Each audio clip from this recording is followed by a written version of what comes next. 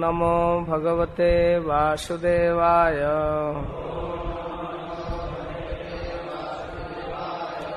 ओम नमो भगवते वासुदेवाय।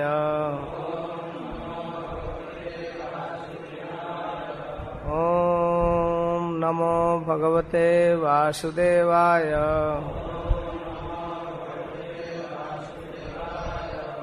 हरे कृष्ण।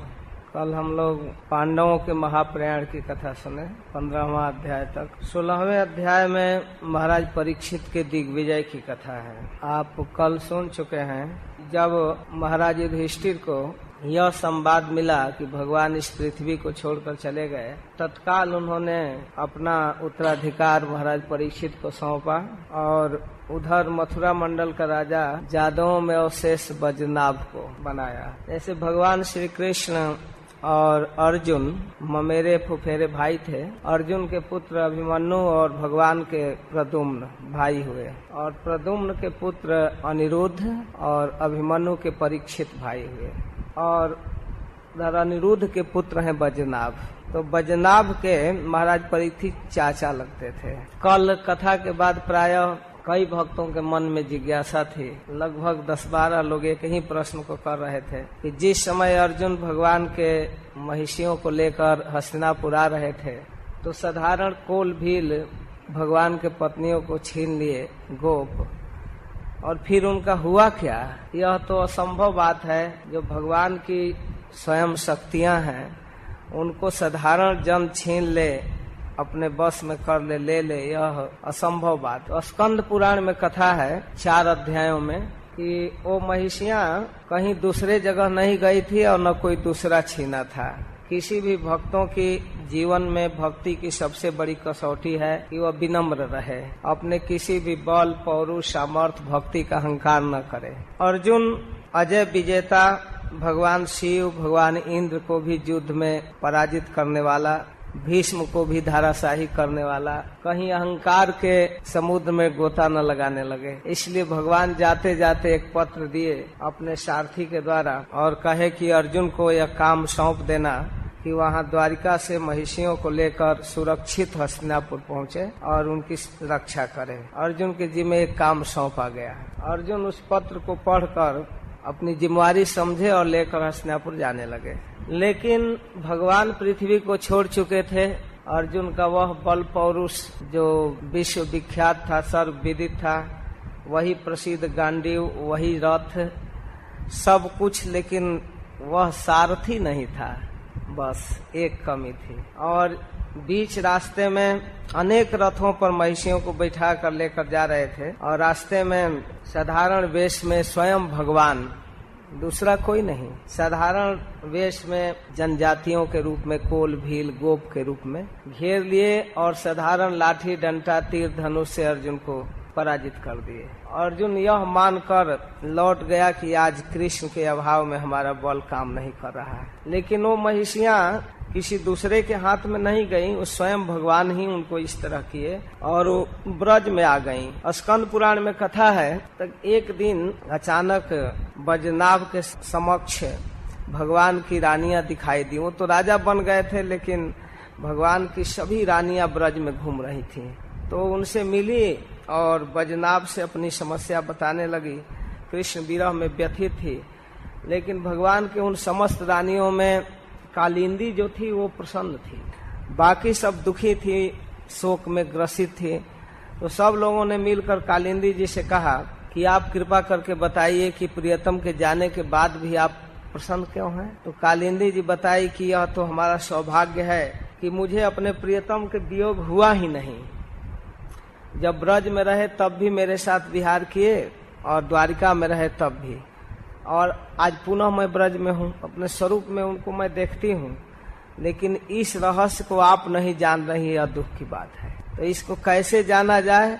तो वही कालिंदी बताई कि इसी ब्रज में हमारे प्रियतम के कृपा से उद्धव गोपियों का प्रेम देखकर यहाँ गिरिराज गोवर्धन में गुलमलता वृक्ष के रूप में रहता है। अगर उस उद्धव को प्राप्त करने के लिए सभी लोग मिलकर कीर्तन करेंगे, परीक्षित इस तरह की व्यवस्था करे और बजनाभ, तो संभव है उद्धव प्रकट होंगे और वही उद्धव बताएंगे कि कैसे हम लोग उनके विरह से शांत होंगे। तो महाराज परीक्षित इस तरह की व्यवस्था किए। इसके बाद उद्धव जी कुसुम सरोवर की झाड़ियों से, जहाँ श्रीमती राधा रानी फूल चुनने के लिए आती थी, उन छोटे छोटे झाड़ियों से उद्धव निकले, बड़ा सुंदर सांवला सलोना रूप और बड़ा प्रसन्न मुद्रा में। फिर उद्धव जी ने उन सब के लिए भागवत सुनाना प्रारंभ किया और कहा कि महाराज परीक्षित, इस कथा में किसी प्रकार की बाधा न उपस्थित हो, इसके लिए आप शत्रुओं पर विजय प्राप्त कीजिए। कभी भी कलयुग का आक्रमण हो सकता है, आप निश्चिंत मत रहिए, कलयुग का समय आ चुका है, इसलिए निर्विघ्न कथा हो, इसकी व्यवस्था आपके जिम्मे है, मैनेजमेंट आपके जिम्मे, आप बाहर रहकर संभालिए, कथा बढ़िया से हो जाए।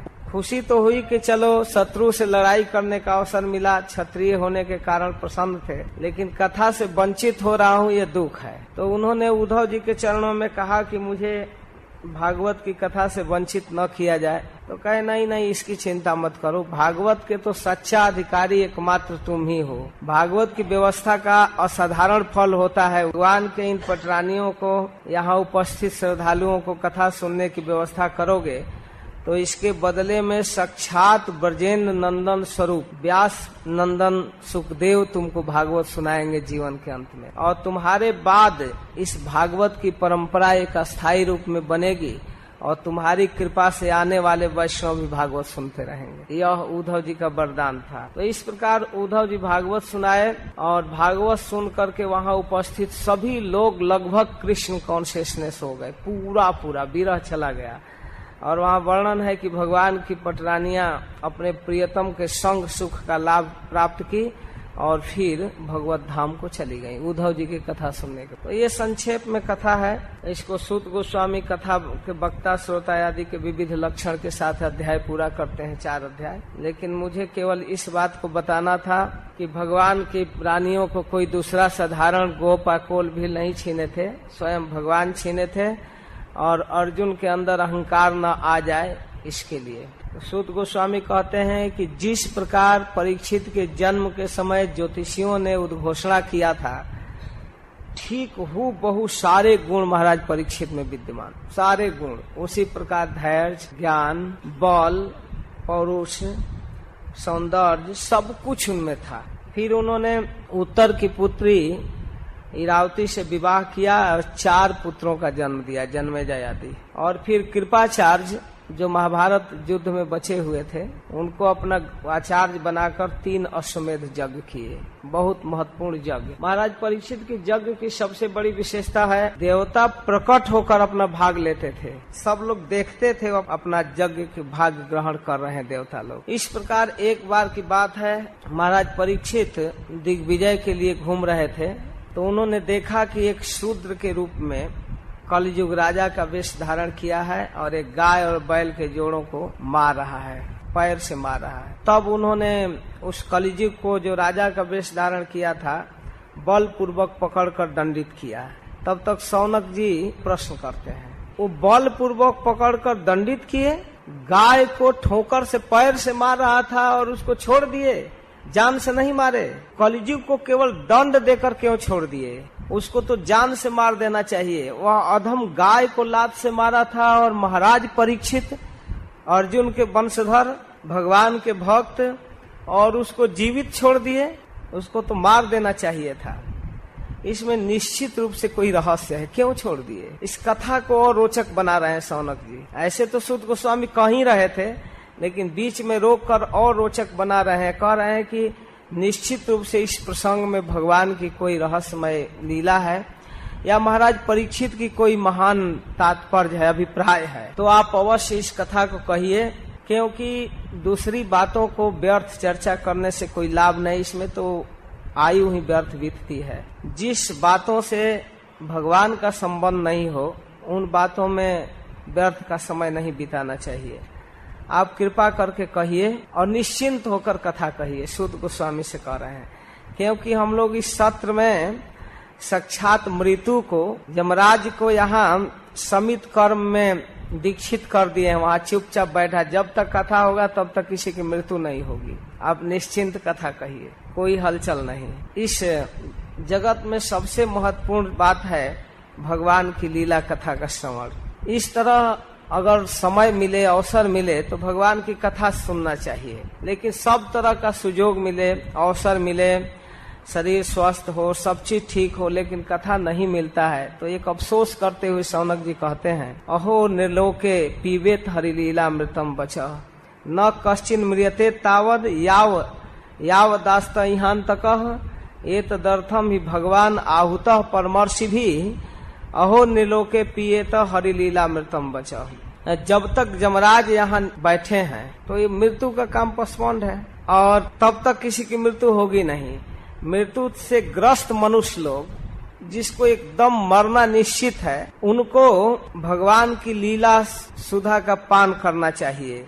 इसीलिए तो हम लोग यहाँ अवसर दिए हैं कि इस समय किसी को मरने का टेंशन नहीं है, केवल कथा सुने। और जिनको निश्चित मरना है, सिर पर चढ़ा हुआ है काल, उनको क्या करना चाहिए? उनको तो और सावधान रहना चाहिए, पता नहीं कब मर जाएंगे। इसे मंदस्य मंद प्रज्ञस्य वयो मंदायुष्य वही निर्दया हृदय नक्तम दिवाच व्यर्थ कर्म भी। टाइम तो बीत ही जाता है जीवन का। एक तो अज्ञान है, समझ कम है, उम्र थोड़ी है और दुर्भाग्य है कि दुनिया भर के व्यसन काम धंधा पड़ा हुआ है, अवसर ही नहीं मिलता और ऐसे में आयु व्यर्थ बीती जा रही है, व्यर्थ के कामों में दिन और निद्रा में रात। इसलिए आप कृष्ण कथा सुनाइए। तो सूत गोस्वामी अब कथा को आगे बढ़ाते हैं कि जिस समय महाराज परीक्षित दिग्विजय करते हुए जा रहे थे, देश देशांतर में अपने देश में घूम रहे थे, अपने निकटवर्ती जो प्रदेश है वैसे राजा अगर कुछ उटपटांग काम कर रहे हैं तो उनको समन करते थे। इस प्रकार सुरक्षित रूप से जनता का समाचार लेते हुए, दुख सुनते हुए जा रहे थे।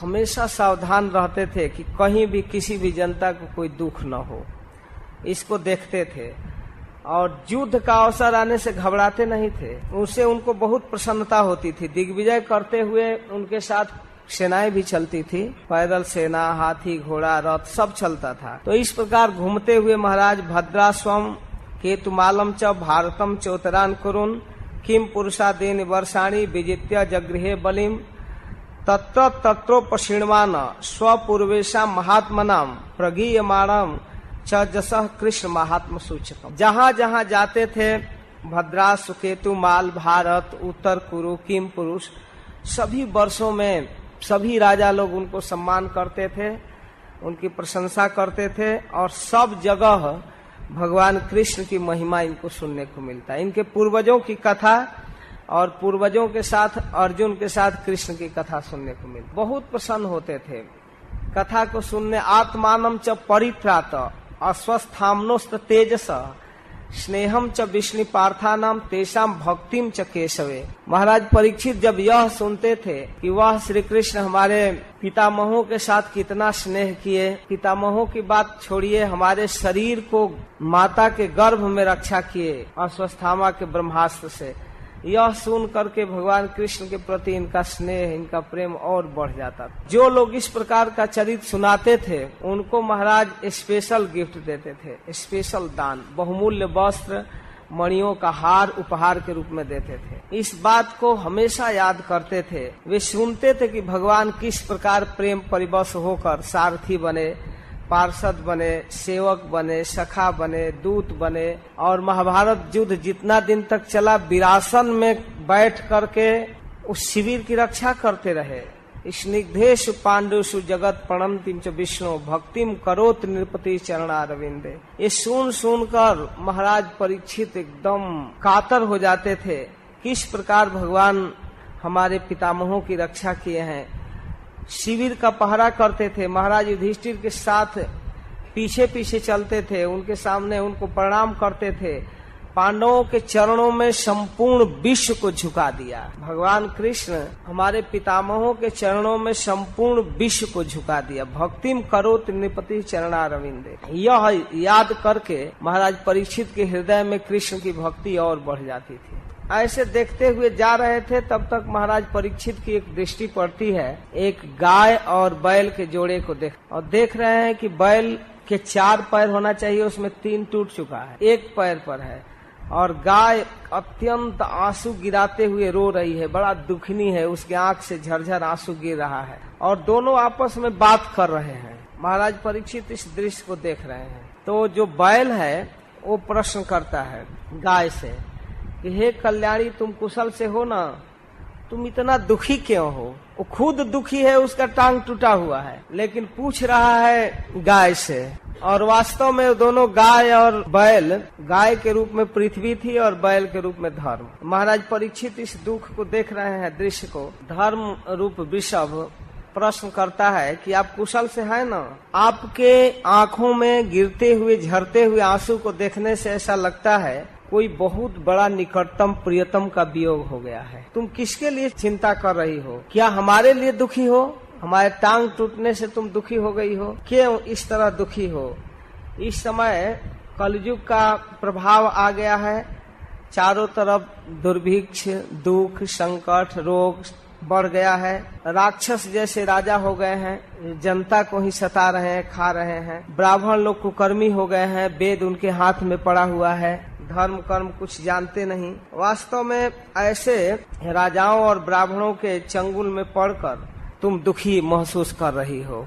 इस प्रकार अनेक प्रकार के प्रश्न कर रहा है वो वृषभ। मैं समझ रहा हूँ, निश्चित रूप से तुम दुखी भगवान को याद करके हो, श्री कृष्ण को, क्योंकि जब भगवान तुम्हारे ऊपर लीला कर रहे थे तो तुम्हारा बहुत बड़ा सौभाग्य बढ़ गया था, लेकिन जब तुमको छोड़कर चले गए तो तुम उनके दुख से दुखी हो। देखो देवी, निश्चित रूप से भगवान तुम्हारे सौभाग्य को छीन लिए। सबके वंदनीय देवताओं के भी आराध्य भगवान का वह चरण जो सहज भाव से तुमको प्राप्त होता था, वो अब नहीं मिल रहा है। पृथ्वी कह रही है कि धर्म, तुम जो भी कहते हो समझ रहे हो, यथार्थ है, ठीक कह रहे हो। क्या मैं बताऊं, समस्त सद्गुणों से भरे हुए श्री भगवान हमको छोड़कर चले गए। अब भगवान के गुणों को पृथ्वी गिन रही है, इतना महान है। उनके साथ सत्य, पवित्रता, दया, क्षमा, त्याग, संतोष, सरलता, सम, दम, तप, समता, तितिक्षा, उपरति,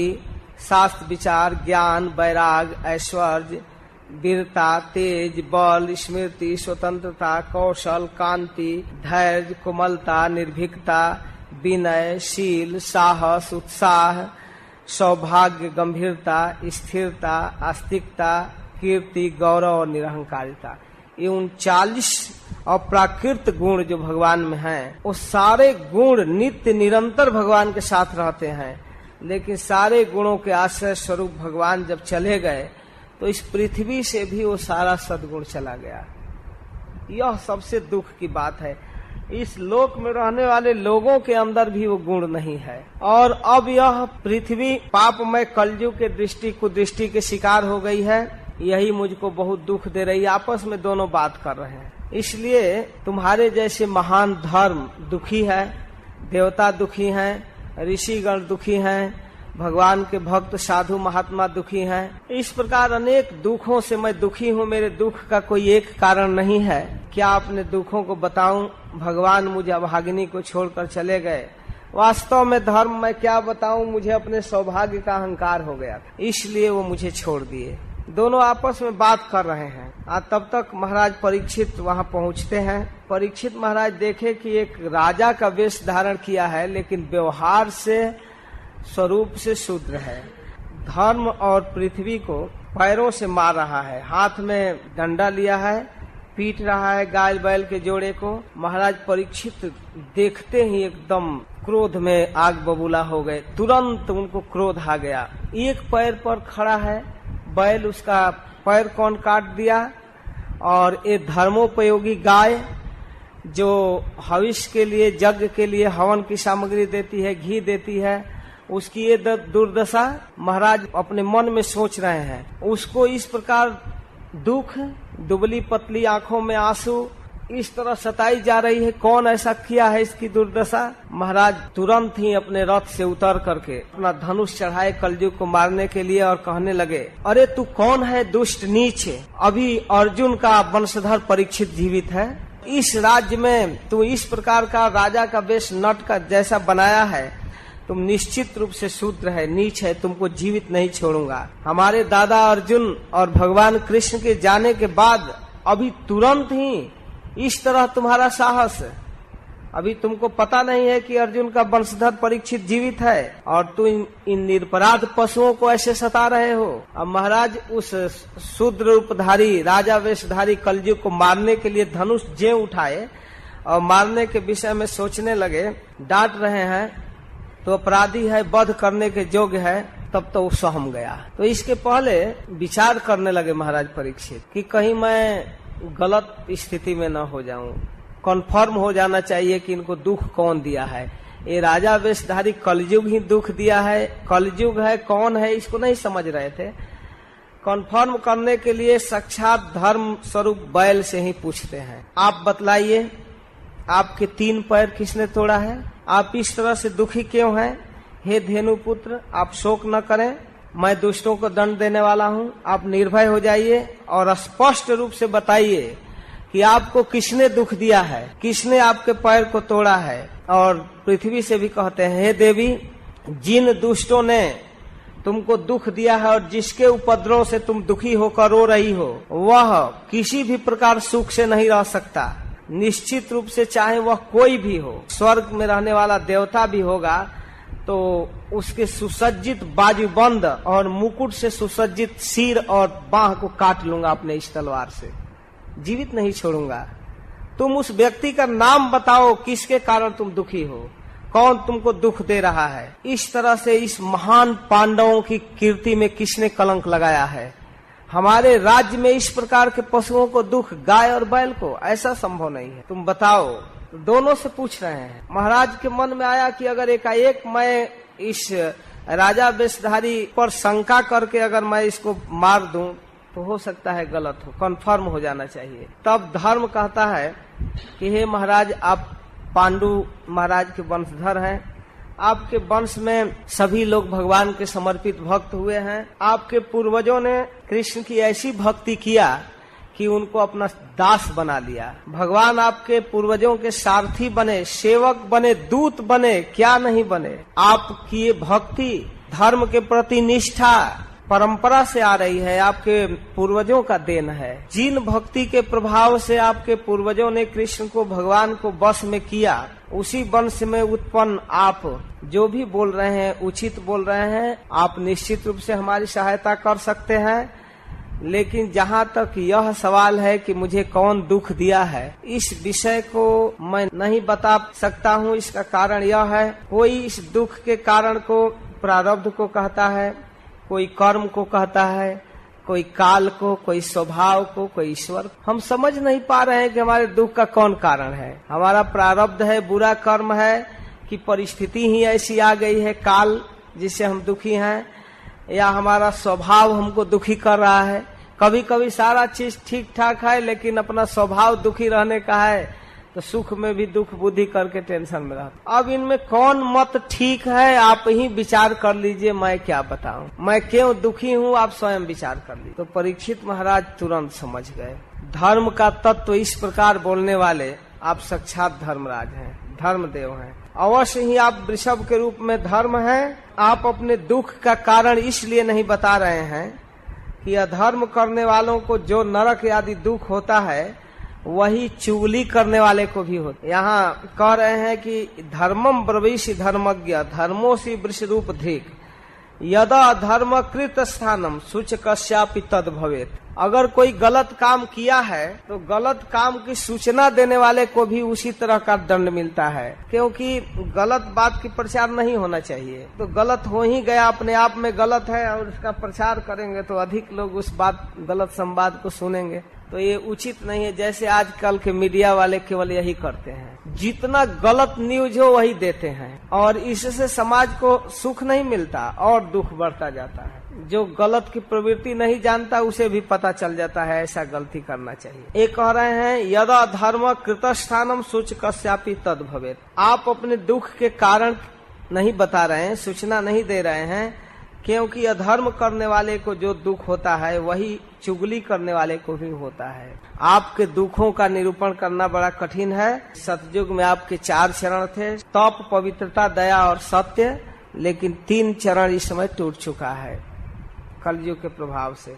अब मैं समझ गया, अब आपका 1 चरण सत्य बचा हुआ है। इस प्रकार महाराज जब कलयुग के द्वारा दिए गए दुखों को धीरे धीरे समझ रहे हैं, फिर पृथ्वी के दुख को भी समझ गए। कह रहे हैं कि वास्तव में आप लोगों के दुख का एकमात्र कारण है भगवान का यहाँ से जाना और कलयुग का साम्राज्य। लेकिन महारथी परीक्षित जब इस प्रकार उनको सांत्वना दिए कि जब तक मैं हूँ आपको इस तरह दुख नहीं होगा, यह कलयुग जो आपको दुख दे रहा है इसे मैं जीवित नहीं छोड़ूंगा। फिर तलवार उठा लिए और कलयुग को मारने के लिए चले, तब तक एक घटना और हुई। कलयुग उनके चरणों में एकदम लोट पड़ा, गिर गया, फिर रख दिया एकदम। अब तो महाराज परीक्षित बड़ा असमंजस में पड़े, अब क्या करें। बड़े यशस्वी दीन वत्सल शरणागत रक्षक कलयुग को अपने पैरों पर गिरे हुए देखकर अब क्या करें, इस अपराधी को मारें कि रक्षा करें। परंपरा से ज्ञान मिला है कि जो शरण में आ जाए उसकी रक्षा प्रथम काम है। तो कलयुग अब शरण में आ गया,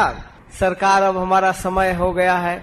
जब से भगवान इस पृथ्वी को छोड़कर गए हैं तभी से हमारा राइट हो गया है इस पृथ्वी पर। लेकिन आपके भय के मारे मैं अपना शासन कर नहीं रहा हूँ। मैं सोचा कि आपसे ही अब अनुमति ले लूं, लेकिन आप तो मुझसे मिलेंगे नहीं, इसलिए मैं कुछ उटपटांग काम कर रहा था। लेकिन हमारा समय हो गया है, कृपा करके हमको रहने दिया जाए। द्वापर का समय बीत गया तो महाराज परीक्षित भी उसके ज्वाइन लेटर पर विचार करने लगे, भाई रहना ही चाहिए। तो विचार करते हुए महाराज निर्णय लेते हैं कि वास्तव में कलयुग में तो दोष है ही, अनेक दोष है, लेकिन इसमें 2 महत्वपूर्ण गुण है। सबसे महत्वपूर्ण गुण है कलयुग में कि भगवान हरि के नामों के उच्चारण से समस्त धार्मिक अनुष्ठान, यज्ञ, तपस्या, धारणा, ध्यान, समाधि का जो फल मिलता है वो सारा फल भगवान के नाम कीर्तन से मिल जाएगा। और एक महत्वपूर्ण बात है कि इसमें व्यक्ति मानसिक रूप से किसी तरह का दोष पाप सोचता है, करता है, तो उसका फल नहीं मिलता है, उसको काउंट नहीं किया जाता है। बल्कि मन से अगर धार्मिक कार्यों को सोचे तो उसको काउंट कर लिया जाता है। मन से अगर धर्म की बात सोचे तो उसका फल मिल जाता है, लेकिन अधर्म के बातों को नहीं। तो इस पर महाराज परीक्षित बड़ा प्रसन्न हुए, कहे चलो कलयुग को देते हैं जगह। फिर महाराज परीक्षित कलयुग को कुछ खास स्थान दिए। द्यूतम पानम स्त्रिय सूना यत्रा धर्म चतुर्विधा। द्यूत जुआ, पान, शराब, नशा, मद्यपान, स्त्री, अवैध स्त्री संग और हिंसा, ये 4 अधर्म के जगह है, इसको कलयुग को दिए। फिर याचना किया, पुनः याच मानय जात रूप मदात प्रभु ततो अनृतम मदम कामम रजो वैरम च पंचमम। फिर जब आग्रह करने लगा तो उसके रहने के लिए स्थान दिए सुवर्ण, सोना। तो कलयुग का 5 स्थान हो गया, झूठ, मद, काम, बैर और रजोगुण। द्यूतम से झूठ, जुआ खेलने में तो झूठ बोलना पड़ेगा। पान से मद, नशा का पीने से मद, स्त्री से काम, हिंसा से बैर, सोना से रजोगुण। तो इस प्रकार 5 स्थान जब दे दिया तब दे दिए महाराज परीक्षित। सूत गोस्वामी अब इस पर कमेंट करते हैं, अपनी टिप्पणी देते हैं। कहते हैं अमुनि 5 स्थानानि यह धर्म प्रभो कली औतरेण दत्तानि न्यावसत्ता निदेशकृत। अब तो वह आनंद से इन 5 स्थानों को स्वीकार करके अधर्म के मूल कली अपने निवास को फैलाने लगा, प्रचार करने लगा, ये मेरा स्थान है। और जो अधार्मिक प्रवृत्ति की वृद्धि करने लगा, तब कहते हैं सूत गोस्वामी की अथई तानी न सेवेत बुभूष पुरुष क्वचित विशेषतो धर्मशीलो राजा लोकपति गुरु। कहते हैं भाई इन 5 स्थानों का सेवन नहीं करना चाहिए, ये 5 स्थान सेवन करने लायक नहीं है।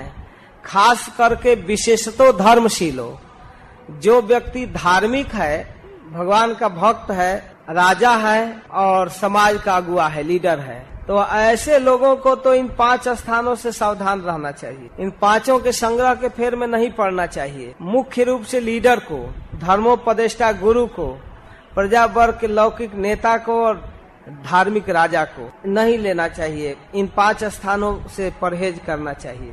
इसके बाद महाराज परीक्षित जाने लगे। कुछ कथाकार कहते हैं कि जब महाराज कलयुग को 5 स्थान देकर जाने लगे और मन में एक खुशी थी कि चलो भले इसमें दोष है लेकिन गुण है भगवान के नाम कीर्तन, कलेर दोष निधे राजन अस्ति है को महान गुण कीर्तना देव कृष्णस्य मुक्त संग परम ब्रजेत। इस पर महाराज प्रसन्न थे, लेकिन कलयुग चलते चलते बड़ा जोर से हंसा, एकदम उदंडता पूर्वक अपमान करते हुए हंसा। तो महाराज पूछते हैं क्यों, तुमको हंसी कैसे आ गई, क्यों हंस रहे हो? तो बार बार हंस रहा था। तो महाराज जब पूछने लगे तो कहा कि महाराज आपकी मानसिकता पर मुझको हंसी आ रही है। आप जो सोच रहे हैं कि सारा लाभ नाम कीर्तन से प्राप्त कर लेंगे, लेकिन नाम जप करने दूंगा तब ना। मुख्य बात तो यह है कि वो जप में तो सारा गुण है, लेकिन वो जप उच्चारण करने दूंगा तब न फल मिलेगा।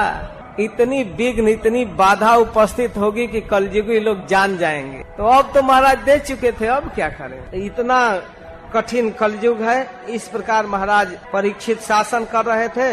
अब आगे की कथा को कहते हैं 18वां अध्याय में सूत गोस्वामी। वैसे तो महाराज परीक्षित भगवान के समर्पित भक्त थे, सब तरह से उनकी मति कृष्ण में लगी हुई थी, दिन रात भगवान की भावना में भावित रहते थे, सारी आसक्ति छोड़कर कृष्ण के भजन में रहते थे। उनके राज्य का मुख्य काम था भगवान की भक्ति, और जीवन के अंत में सब कुछ छोड़कर गंगा के तट पर आकर भगवान के चरणों में मति लगाए और भागवत सुने। सब कुछ भगवान के नाम कीर्तन से हो सकता है। और कुशलान्या सुसिद्धंति नेत्राणि कृतानि च, मानसिक दोषों को कोई काउंट नहीं किया जाता है। इसलिए महाराज परीक्षित संतुष्ट थे कि चलो कलयुग के लोग अपराधी हैं, मन में बहुत दुराचार की बातें सोचते हैं, लेकिन कलयुग में इसको काउंट नहीं किया जाएगा तो बहुत अच्छा है। इस प्रकार फिर आगे सूत गोस्वामी से शौनक जी प्रश्न करते हैं, हम लोग कृष्ण कथा को सुनना चाहते हैं। जिस तरह से महाराज परीक्षित ने अपने जीवन में भगवान को स्वीकार किया और किस रूप में उनकी भक्ति हुई, इसको आप कृपा करके बताइए, क्योंकि इस यज्ञ कर्म से धुआं खाते खाते हम उब चुके हैं। अब हमको भगवान की कथा सुनने में बहुत अच्छा लगता है, इस कर्म पर कोई विश्वास नहीं है। आप कृपा करके कृष्ण कथा का वर्णन कीजिए। जो आपके श्रीमुख से कृष्ण कथा निकल रही है, किसी भी वस्तु से उसकी तुलना नहीं की जा सकती। तुलयामी लवे नापी न स्वर्गम ना पुनर्भवम भगवत संगी संगस्य मर्ता नाम किमुताशिष। जो रस प्रेमी भक्तों के लव मात सत्संग से प्राप्त होता है कथा सुनकर, उसकी तुलना स्वर्गीय सुखों से, मुक्ति से, मोक्ष से नहीं किया जा सकता। फिर मनुष्यों के तुच्छ भोगों से तो क्या तुलना करना है। इसलिए आप कृपा करके कृष्ण कथा को सुनाइए। जो रस के मर्मज्ञ हैं, बड़े बड़े योगेश्वर, कृष्ण कथा में जो तन्मय रहते हैं, वे भगवान के महान भक्त अपना सारा जीवन कृष्ण कथा में बिताते हैं। हे विद्वान, आप कृपा करके उन कथाओं को कहिए। उनको उत्साहित कर रहे हैं कि वह महाराज परीक्षित किस प्रकार सुखदेव गोस्वामी से कथा प्राप्त किए, किस प्रकार सुखदेव गोस्वामी उनके जीवन के अंत में भागवत सुनाए। आप कृपा करके वर्णन कीजिए। उत्साहित कर रहे हैं शौनक जी, कहिए उस कथा को। जल्दी सुनना चाहते हैं कि सुखदेव गोस्वामी कब बोलेंगे। सुखदेव गोस्वामी के मुख से जो कथा हुई है उसको रिले कीजिए। बहुत महत्वपूर्ण बात कह रहे हैं शौनक जी कि सवई महाभागवतः परीक्षित एना पवर्गाख्या मदभ्र बुद्धि ज्ञानेन वैयासकी शब्दितेन भेजे खगेन्द्र व्रजपाद मूलम तन्नः परम पुण्यम असंवृतार्थ आख्यान मर्त्यद्भुत जोग निष्ठम आख्यायनंता चरितोपन्नम पारीक्षितम भागवता भी रामम। आप कृपा करके उन आख्यान का वर्णन कीजिए। उसमें कोई बात छिपा कर नहीं कहना चाहिए, साफ साफ स्पष्ट भगवान की भक्ति का विवेचन करना चाहिए, क्योंकि पद पद पर उन कृष्ण के लीलाओं में प्रेम झलकता है और उससे भक्तों को आनंद मिलता है। इसलिए आप कृपा करके सुनाइए, हम आपके मुख से सुनना चाहते हैं। आप महाराज परीक्षित के समक्ष सुखदेव गोस्वामी के प्रवचन को कहिए। तो सूत गोस्वामी बहुत प्रसन्न होते हैं, कहते हैं वास्तव में आज हमारा जीवन धन्य हो गया। विलोम जाति में जन्म लेने के बाद भी आप जैसे महात्माओं की सेवा करने का अवसर मिला, हमारा जीवन सफल हो गया। आप लोग हमें इतना सम्मान दे रहे हैं। मैं भगवान की भक्ति करके, भगवान के गुणों को गा करके अपने दुष्कौल्य को, नीच वंश में जन्मे हुए पाप को आज नष्ट कर दिया। वृद्धानुवृत्या का मतलब आप जैसे वृद्ध श्रेष्ठ सीनियर महात्माओं की सेवा करने का अवसर मिला, इसलिए दौष्कुल्य माध्यम विधनोति शीघ्रम, विलोम जाति में जन्म लेने का जो दोष है वो समाप्त हो गया।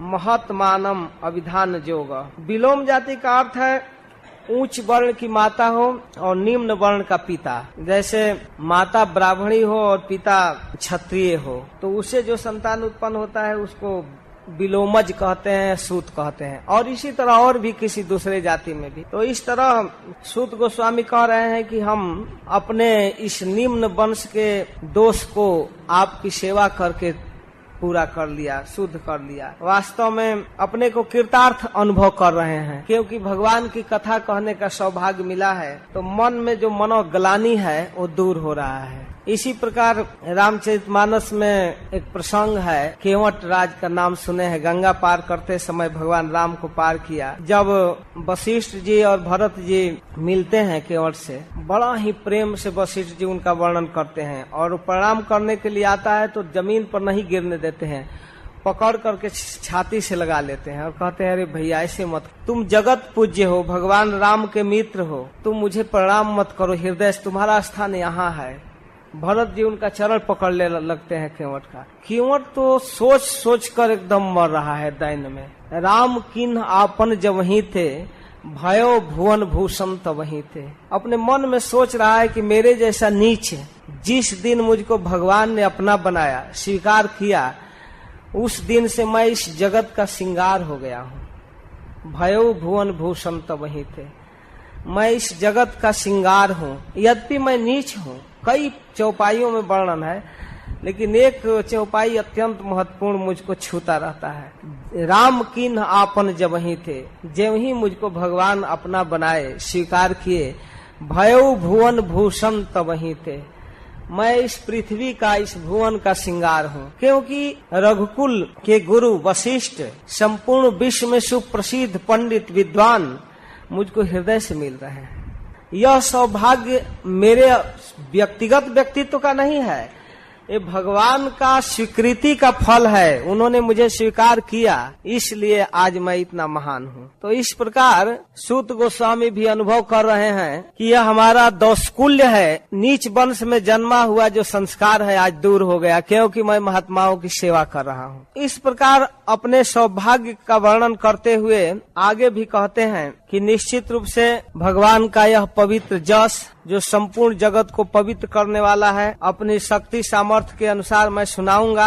आगे कह रहे हैं कि जिस प्रकार यात्रानुरक्ता सहसैव धीरा व्यपोह्य देहा दिशुसंग मूढ़म ब्रजंति तत्पारमहंस्यमंत्यम जस्मिन हिंसो पस्मा स्वधर्म। यहम ही पृष्ठो यमरो भवद्भीर आक्षक्ष आत्मा वगमोत्र जावन नभ पतंत्या समम पतंत्रीण तथा समम विष्णु गति विपश्चित। बहुत महत्वपूर्ण बात कहते हैं कि जैसे सूर्य के समान प्रकाशमान महात्माओं संबोधन करते हैं, आप लोगों ने मुझसे जो कुछ पूछा है वह मैं अपनी समझ और मति के अनुसार जरूर वर्णन करूंगा। यह भगवान का जो चरित्र है अनंत आकाश की तरह है, लेकिन जैसे अलग अलग शक्ति सामर्थ्य के अनुसार पक्षी उसमें उड़ते हैं, वैसे ही विद्वान लोग अपनी अपनी बुद्धि और मति के अनुसार कृष्ण के गुणों का वर्णन करते हैं।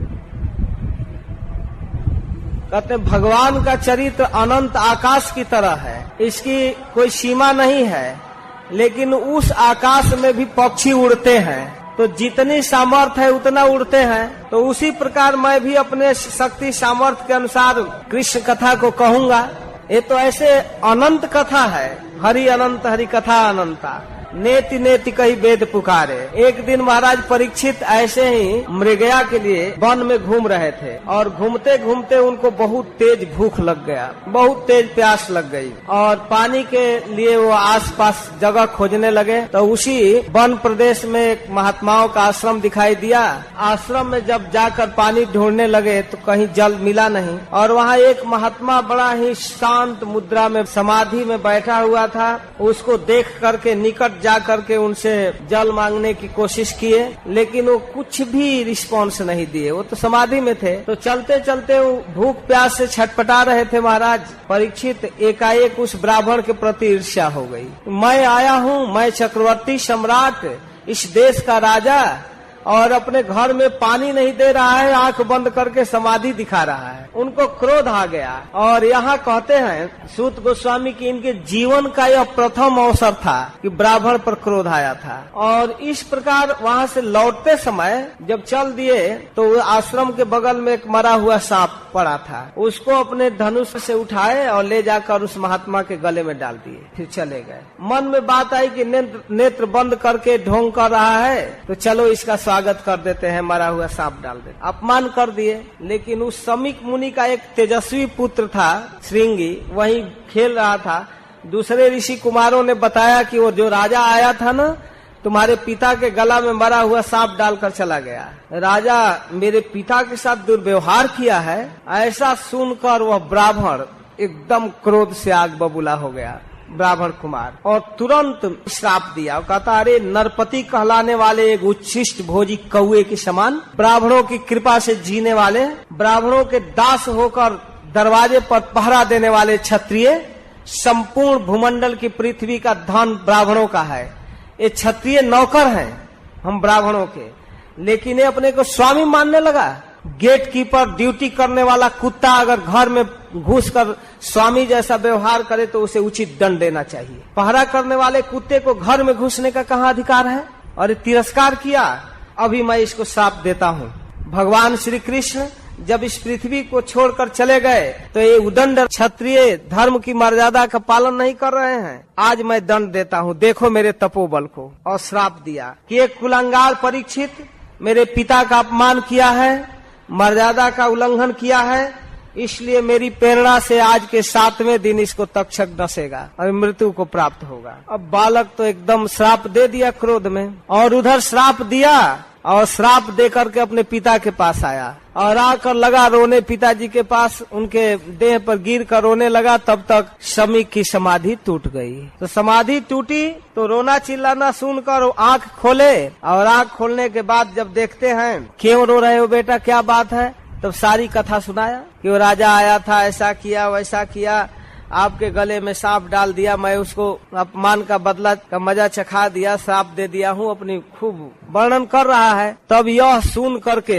समीक ऋषि बहुत दुखी हुए, कहे अरे मूर्ख बालक, तूने बहुत बड़ा पाप किया, बहुत जघन्य पाप किए हो, तुम अबोध हो, वास्तव में थोड़ी सी गलती पर तुम इतना जघन्य दंड दिए हो। तुम नहीं जानते हो कितना बड़ा धार्मिक राजा था, उसके राज्य से सारे साधु संत महात्मा कितने सुखी थे, सबको भजन से तू दूर कर दिया। तुम निश्चित रूप से बहुत भारी गलती किए हो। जिनके राज्य में जनता निर्भय होकर रहती है, सब लोग सुखी हैं, ऐसे राजा को तुमने मृत्यु दंड दिया। बहुत दुखी हुए समीक ऋषि। इसके बाद ऐसे राजा के नहीं रहने पर जानते हो क्या होता है? अराजकता बढ़ जाता है, चोर डाकू लुटेरे और धार्मिक प्रवृत्ति के लोग बढ़ जाते हैं। ऐसे धार्मिक राजा की जरूरत है, लेकिन तुमने इस सम्राट के प्रति बड़ा अपराध किया।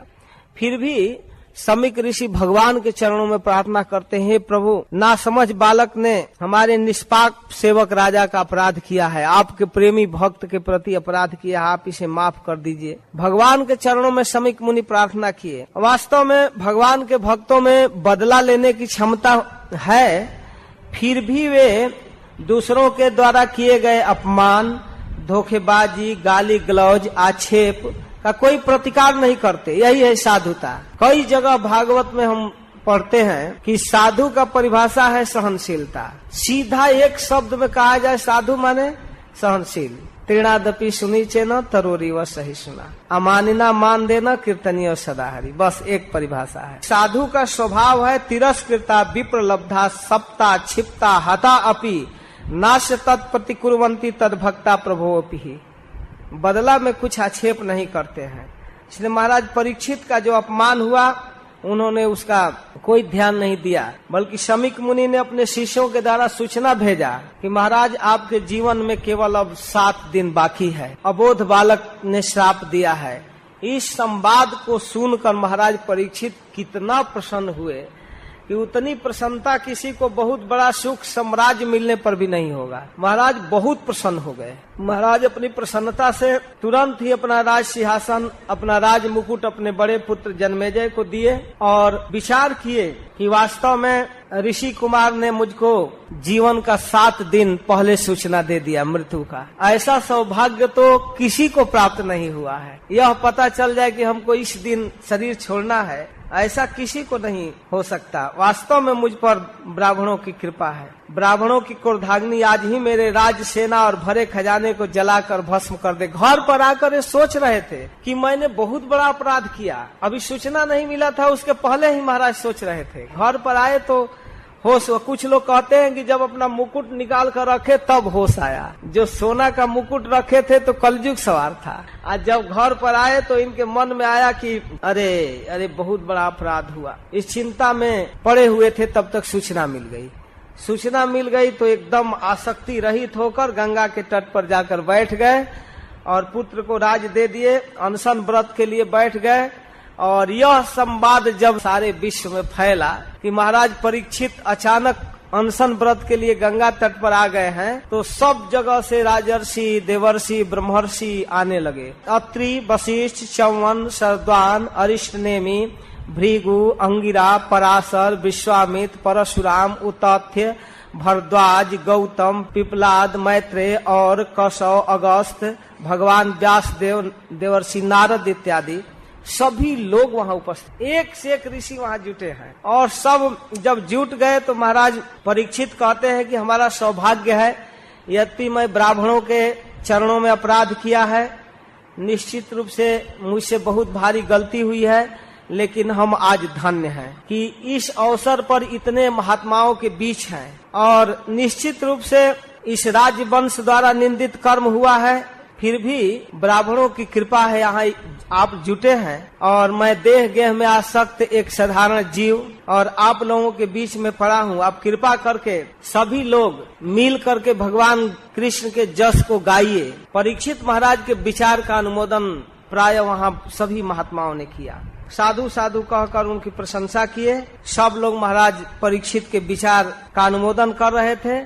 तब तक वहाँ अचानक उस समय हस्तिनापुर से गुजरते हुए व्यास नंदन सुखदेव गोस्वामी वहाँ प्रकट हो गए। उनको कोई मतलब नहीं, लेकिन आ गए।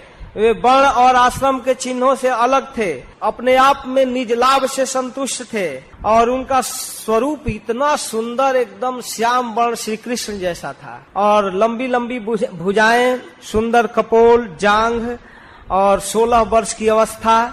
इनके रूप को बच्चे और स्त्रियां बड़ा ध्यान से देख रहे थे। हस्तिनापुर के गली से जब गुजरने लगे तो उनके पीछे पीछे बच्चे चलने लगे तमाशा देखते हुए।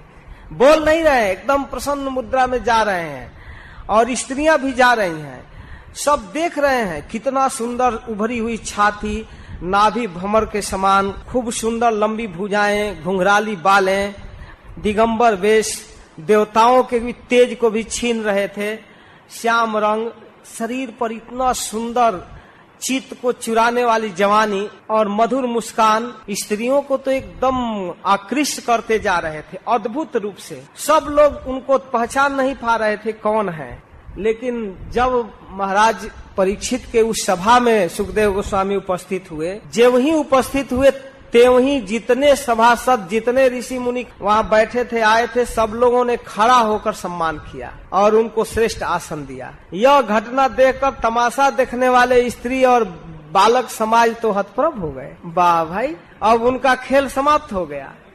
बच्चे चले गए अब वहाँ से निराश होकर कि ये बहुत बड़ा व्यक्ति है। परीक्षित जब देखे कि निश्चित रूप से सर्वश्रेष्ठ व्यक्ति है और इनके विषय में पहले भी सुन चुके थे, तो परीक्षित महाराज बहुत प्रसन्न हुए और उनके चरणों को धोए, उनकी प्रशंसा करते हुए कहने लगे कि आज मैं धन्य हूँ, क्षत्रियों में अधम हूँ, ब्राह्मणों के प्रति अपराध किया हूँ, लेकिन निश्चित रूप से आज आप कृपा करके मेरे पास आए हैं, इसलिए मैं अपने को कृतार्थ अनुभव कर रहा हूँ। आप तीर्थ स्वरूप हैं। जैसाम संस्मरणात् पुंसाम सद्य सुदंति वही गृहा, वो घर पवित्र हो जाता है। किम पुनर्दर्शन स्पर्श पाद शौचा सनादि, फिर आप जैसे महात्मा का चरण धोने का अवसर मिल जाए, बात करने का अवसर मिल जाए, आपके मुख से सुनने का अवसर मिल जाए तो कहना ही क्या है। निश्चित रूप से आज हमारा बहुत बड़ा सौभाग्य है। अवश्य ही भगवान कृष्ण हमारे वंश पर बहुत बड़ी कृपा करते हैं, यह आज स्पष्ट हो गया है। जैसे भगवान ने हमारे पितामहों के साथ स्नेह किया, वैसा ही स्नेह मेरे साथ भी किया। गर्भ में भी मेरी रक्षा की और मेरे जीवन के अंत में आपको भेजकर निश्चित रूप से भगवान ने अपनापन का व्यवहार किया है। इन पांडवों के साथ भगवान का अपनापन है, अपना मानते हैं, यह मैं भी रियलाइज कर रहा हूँ कि आप जोगियों के परम गुरु हैं, सर्वश्रेष्ठ हैं। आप जैसे महात्मा के समक्ष मैं अपने जीवन के अत्यावश्यक कुछ जिज्ञासा करता हूँ। अतः परीक्षामि संसिद्धिम जोगिनाम परमम गुरुम पुरुषस्य है यत् कार्यम मेरे मानस्य सर्वथा। हे गुरुदेव, हे ऋषियों के परम गुरु, मैं आपसे पूछना चाहता हूँ कि जिस व्यक्ति को निश्चित रूप से मरना है, अमर है, उसके लिए नहीं, म्रियमाण व्यक्ति को जीवन में क्या करना चाहिए। जो कभी मरे नहीं, अमर है, वो तो उसकी बात तो दूसरी है, जो भी करे, लेकिन म्रियमाण को क्या करना चाहिए और उस व्यक्ति को क्या सुनना चाहिए, क्या बोलना चाहिए, क्या जपना चाहिए, किसका स्मरण करना चाहिए और क्या नहीं करना चाहिए, सब बताइए। नूनम भगवतो ब्रह्मण गृहेषु गृहमेधिनाम न लक्ष्यते ह्यवस्थानम अपि गोदोहनम क्वचित। हे प्रभु, आपका दर्शन अत्यंत दुर्लभ है, क्योंकि जितनी देर तक गाय दूही जाती है गृहस्थों के घर, आप उतने ही देर तक ठहरते हैं। आज सुखदेव गोस्वामी जाने वाले नहीं हैं, एकदम स्थिर भाव से बैठ चुके हैं आसन पर। तो इस प्रकार जब राजा ने मधुर वाणी से विनम्रता पूर्वक तद विधि प्रणिपाते न परिप्रश्नेन सेवया, जब इस प्रकार सेवा पूर्वक, स्नेह पूर्वक, नम्रता पूर्वक प्रश्न किया, तब उपदेक्षन्ति ते ज्ञानम ज्ञानिनः तत्वदर्शिनः, तब सुखदेव गोस्वामी अब उपदेश करेंगे। पहला स्कंद महाराज परीक्षित के प्रश्नों के साथ संपन्न होता है। अब दूसरा स्कंद प्रारंभ करते हुए सुखदेव गोस्वामी बोलते हैं, इतना सुंदर प्रश्न किए हैं महाराज परीक्षित, इस सुखदेव गोस्वामी मंगलाचरण किए ही नहीं, भूल गए। उनको याद ही नहीं आया कि मंगलाचरण भी कर लेना चाहिए, कथा करना है। तो 3 अध्याय तो एकदम उत्साह में बोल गए। जब तीसरे अध्याय के अंत में फिर से महाराज परीक्षित प्रश्न किए सृष्टि विषयक, तब इनको याद आया कि अरे मंगलाचरण कर लेना चाहिए। तब चौथे अध्याय में मंगलाचरण किए हैं। ये अद्भुत कथा है। इतना प्रसन्न है सुखदेव गोस्वामी, कहते हैं बरी आने सते प्रश्न कृतो लोक हितम नृप आत्मविद सम्मत पुनसाम स्रोत व्यादिशु यह पर। अरे महाराज परीक्षित, आपका यह प्रश्न जगत का हित करने वाला है, बहुत उत्तम है। आपने बहुत सुंदर प्रश्न किया है। इतना सुंदर प्रश्न है कि मनुष्यों के लिए जितनी भी बातें सुनने, स्मरण और कीर्तन करने वाले हैं, उनमें सबसे ज्यादा तुम्हारा प्रश्न ही सुनने लायक है। और इसी प्रश्न उत्तर को स्मरण करना चाहिए। एक लाइन में उत्तर दे दिए, श्रोतव्यादिषु यह पर। यही सुनने लायक है, यही बोलने लायक है और यही स्मरण करने लायक। आत्मविद सम्मत, अपने आत्मा को ही सबसे महत्व देने वाला। आत्मा जीव का स्वरूप है, भगवान की दासता, भगवान की सेवा। इस बात को जो समझता है, ऐसा व्यक्ति निश्चित रूप से आपके प्रश्न का आदर करेगा। बहुत सुंदर प्रश्न है। हे राजन, हे परीक्षित, इस संसार में जो गृहस्थ हैं, घर गृहस्थी के काम धंधों में जो उलझे हुए हैं, जो अपने स्वरूप को जानते ही नहीं कि हम कृष्ण के सेवक हैं, ऐसे लोगों के लिए तो हजारों बातें कहने सुनने के लिए है दिन रात। जब तक वह जगा रहता है तब तक कुछ न कुछ बोलता है, सुनता है और सोचता है। उसके लिए सहस्त्र बातें हैं, एक दो नहीं है। कोई एक टॉपिक निकल जाए तो उसी पर चर्चा करने लगेगा।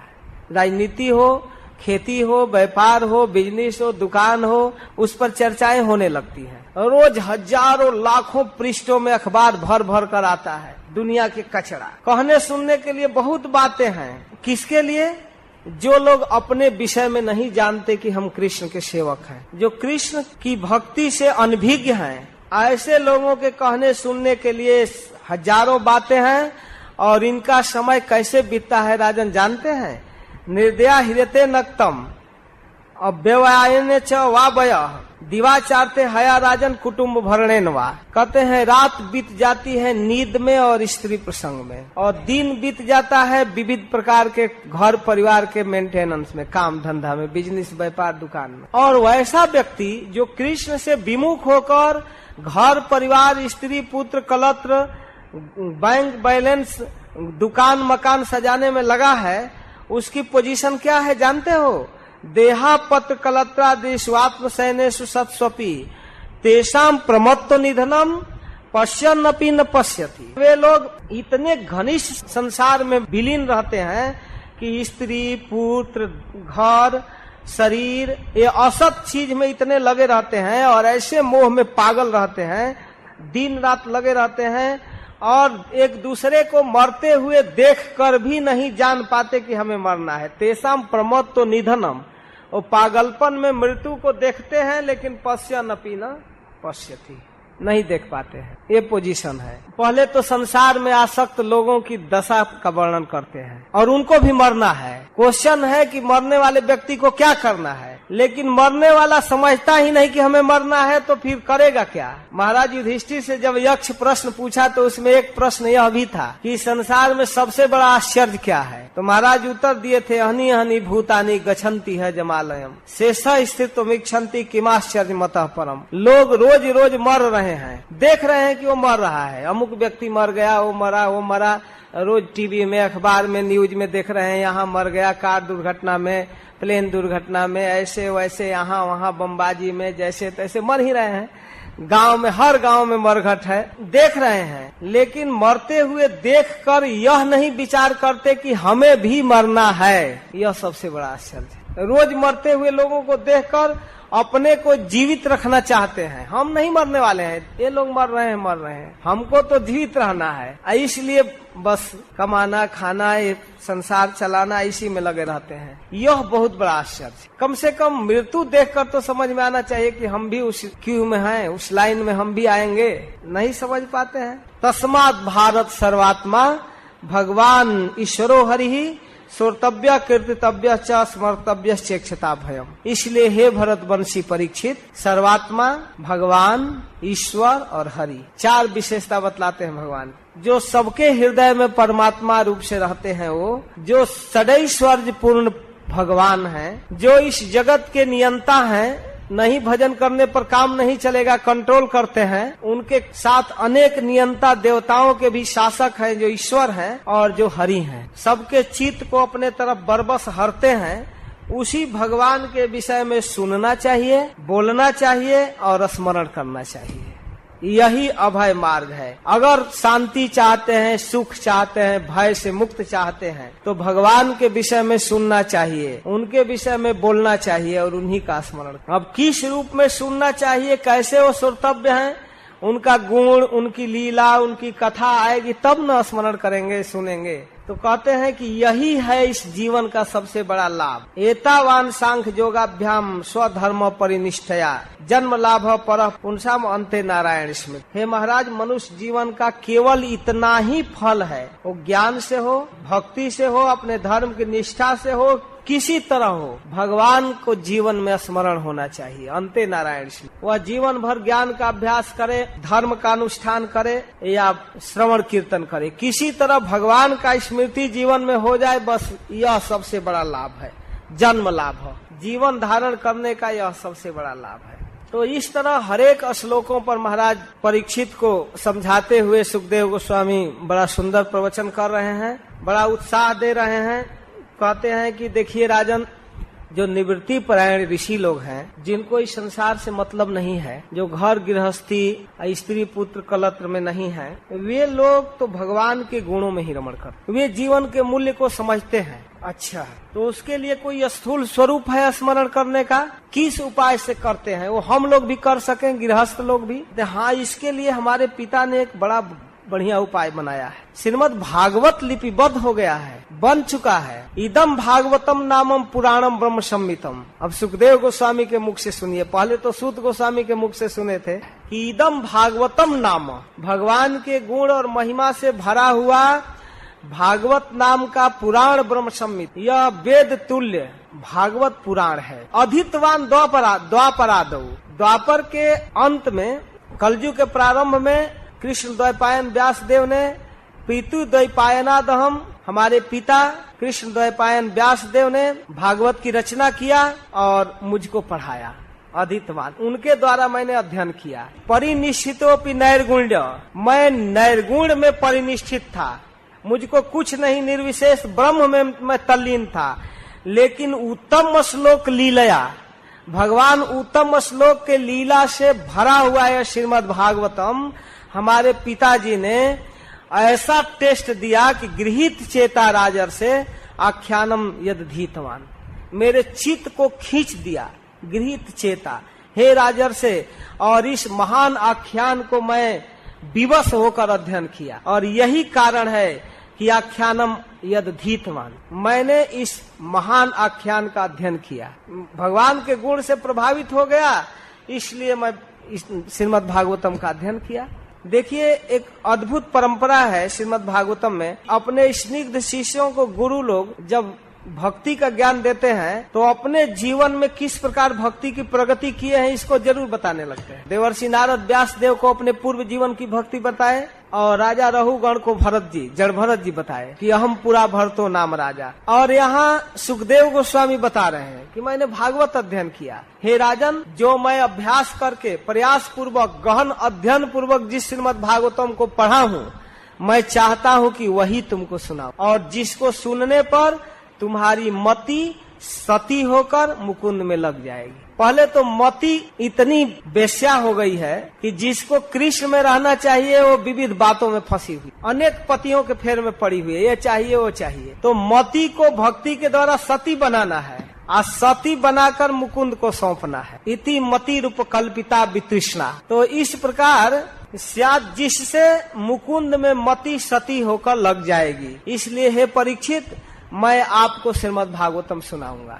ये तन निर्विद्यमाना नाम इच्छताम अकुतो भयम जोगिनाम निर्णेतम हरे नामानुकीर्तनम। ऐसा मत सोचो कि मैं अकेले अपना विचार दे रहा हूँ। ये तन निर्विद्यमाना नाम, जो लोग लोक परलोक के सुख को त्याग चुके हैं, जो निर्विद्य हैं, कुछ नहीं चाहिए, या इच्छताम कई तरह से अर्थ किया गया है, या संसार के भोग जिसको चाहिए, जिसको संसार का कोई वस्तु नहीं चाहिए, दोनों तरह के लोग, प्रवृत्ति मार्ग निवृत्ति मार्ग, दोनों प्रकार के लोगों को अगर सुख चाहिए, अभय चाहिए, तो जोगिनाम निर्णेतम हरे नामानुकीर्तनम।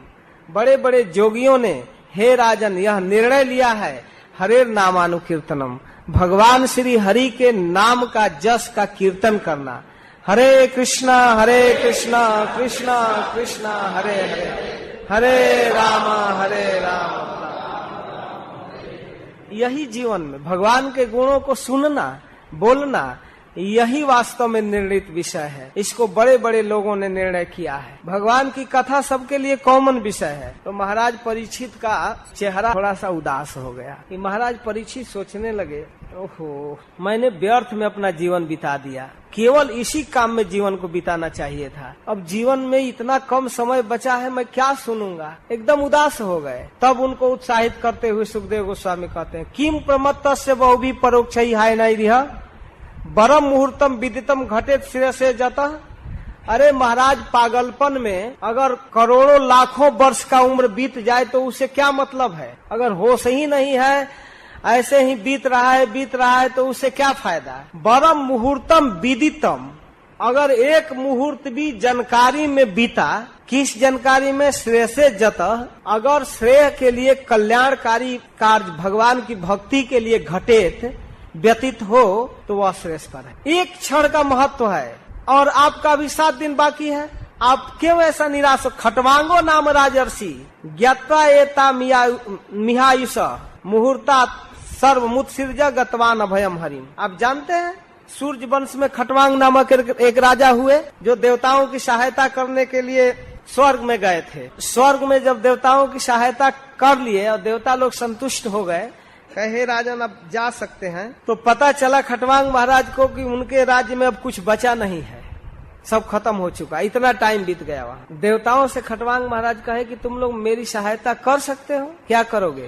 तो कहे जो कहिए, कि जितना जल्दी हो सके, जितना जल्दी उतना जल्दी मुझे साकेत में अयोध्या में भेजो, मन से भी तेज गति से मुझे वहाँ पहुँचाओ। तो खटवांग महाराज आए। अब उनको पता चला, देवता लोग बताए कि आपके जीवन का केवल 2.5 घड़ी बाकी है, 2.5 घड़ी में आपका शरीर पूरा हो जाएगा। और अयोध्या में आकर अब खटवांग महाराज आसन पर बैठकर अपना चित्त भगवान में लगाए और उनका चिंतन करते हुए शरीर छोड़े, विमान पर उसी स्वर्ग को पार करते हुए बैकुंठ चले गए।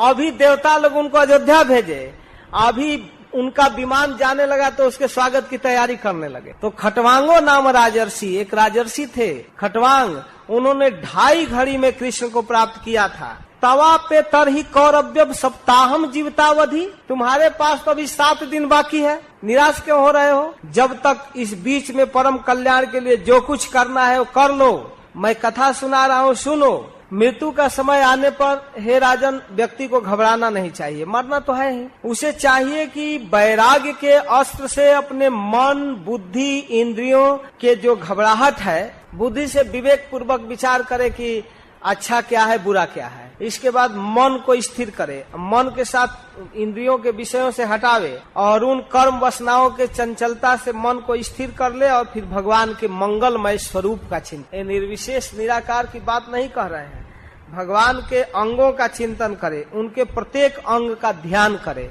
और नख से सीख तक सोचते रहे, कभी कभी देखे और फिर आंख बंद करे। इस तरह भगवान में तल्लीन हो, चिंतन करे। जो लोग अभ्यास किए हैं उनको श्री विग्रह रखने की जरूरत नहीं पड़ता है, लेकिन प्रारंभिक साधक ध्यान करने के लिए श्री विग्रह का चिंतन करे। और फिर धैर्य के साथ, कोई जरूरी नहीं है कि बस चालू करेंगे और धारणा ध्यान लग ही जाएगा, बार बार मन डिविएट होगा, इधर उधर जाएगा, लेकिन धैर्य से उसको बार बार खींचना चाहिए, बस में करना चाहिए। उसके जो दोष है, भागने वाली प्रवृत्ति, उसे रोकना चाहिए।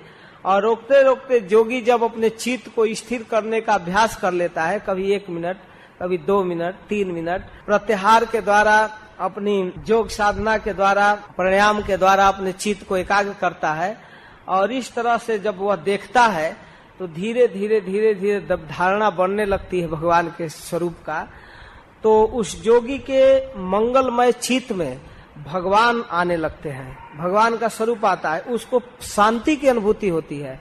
और यह है भक्ति योग। यह भक्ति योग है, जब भगवान चित्त में स्मृत होने लगे, स्मरण होने लगे।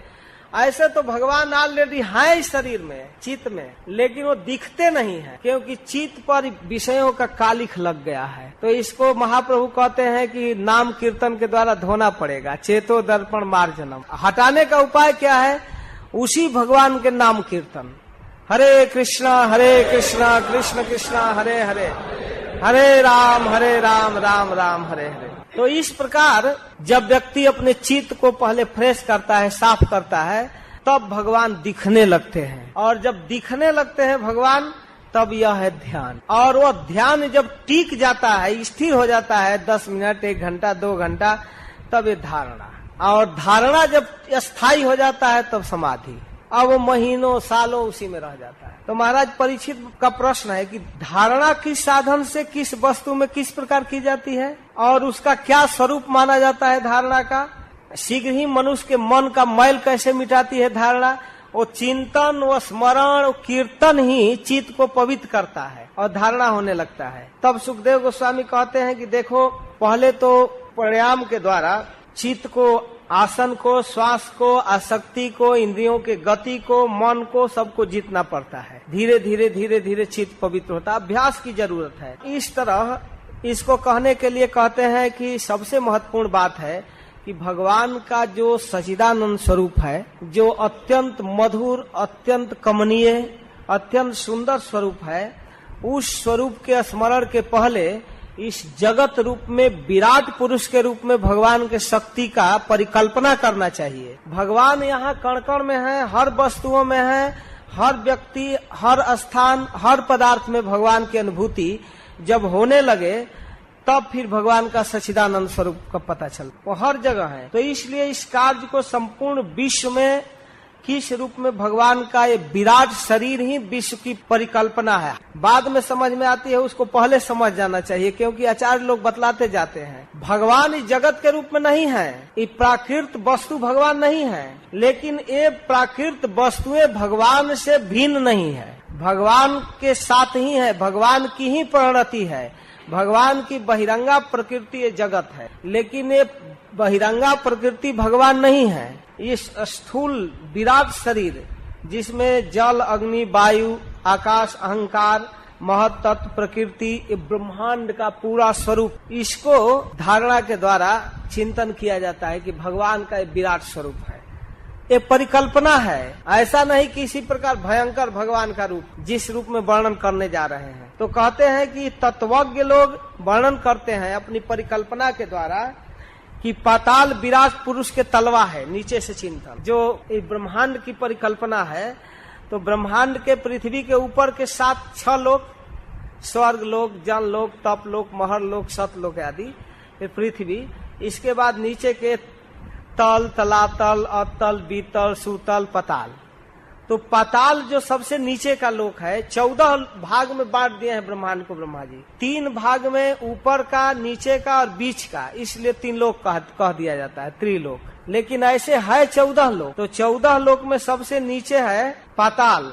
तो पाताल विराट पुरुष को माना जाए, पूरा ब्रह्मांड के को भगवान का एक शरीर माना जाए, विराट पुरुष। तो उनका तलवा जो है वो पाताल है, और उसकी एड़ी और पंजे रसातल है पाताल के ऊपर, एक घुटना आदि। और फिर उसके ऊपर की गांठ महातल, पैर के पिंडे तलातल, और विश्व मूर्ति भगवान के बीतल और अतल, और ये भूतल, घुटना और जांघ आदि। फिर ऊपर धीरे धीरे बढ़ा रहे हैं। फिर उस के नाभि स्वरूप ये आकाश है, और आदि पुरुष परमात्मा की छाती जो है ऊपर, वो स्वर्ग लोक, और गला महर लोक, मुख जन लोक, और ललाट तप लोक। इस तरह लोकों के रूप में वर्णन कर रहे हैं। उन सहर शीर्षा भगवान का जो सबसे ऊपर सिर है वो सत्यलोक है। तो सत्यलोक से लेकर यहाँ पाताल तक भगवान के शरीर की कल्पना कर दी। भगवान के कान में शब्द है, और अश्विनी कुमार आदि उनके नासिका में है, घ्राणेन्द्रिय में गंध है, इस सब का वर्णन करते हैं। तो इस प्रकार भगवान के जो आकाश आदि वृत्ति है, आकाश, वायु, तेज, जल, पृथ्वी आदि, इसके विषय में वर्णन करते हैं कि किस तरह से भगवान इस सृष्टि के रूप में है। कि भगवान का जो नेत्र है, आंख, वो सूर्य है। अंतरिक्ष देखने की क्षमता जो सूर्य के रूप में, चंद्रमा के रूप में है। दोनों पलकें उनके दिन रात है। तालु जल है, और जिह्वा रस है, उससे सब निकलता है। वेद उनके ब्रह्मरंध्र से निकलता है ऊपर। और जगन मोहिनी माया भगवान की मुस्कान है। जब इस जगत के रूप में भगवान मुस्कुराते हैं तो सारे संसार के लोग मोहित हो जाते हैं। यही है उनकी माया, लोगों को भ्रम में डालने वाली। और धर्म स्तन है, अधर्म पीठ है। इस प्रकार विराट पुरुष के विभिन्न अंगों का वर्णन करते हुए कहते हैं, इस ब्रह्मांड के अंदर जो नदियां दिखाई देती हैं, और समुद्र दिखाई देता है, पर्वत दिखाई देते हैं, वो भगवान विराट पुरुष के किस अंग की कल्पना किया गया है। तो कहते हैं समुद्र उनका कोख है, और बड़े बड़े पर्वत भगवान की हड्डियां हैं, नाड़ियां हैं, नदियां। और इस प्रकार काल का चाल जो है भगवान का श्वास है, प्रबल वायु।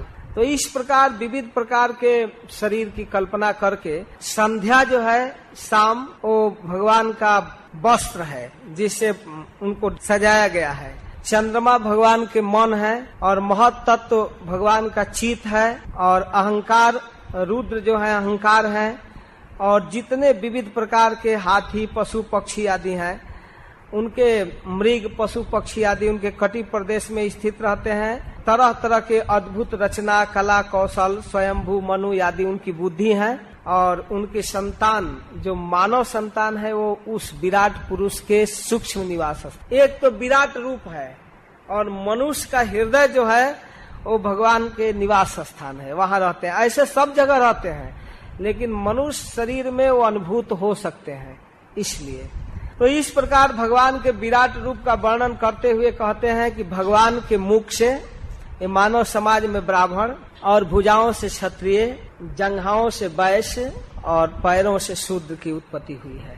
केवल परिकल्पना है।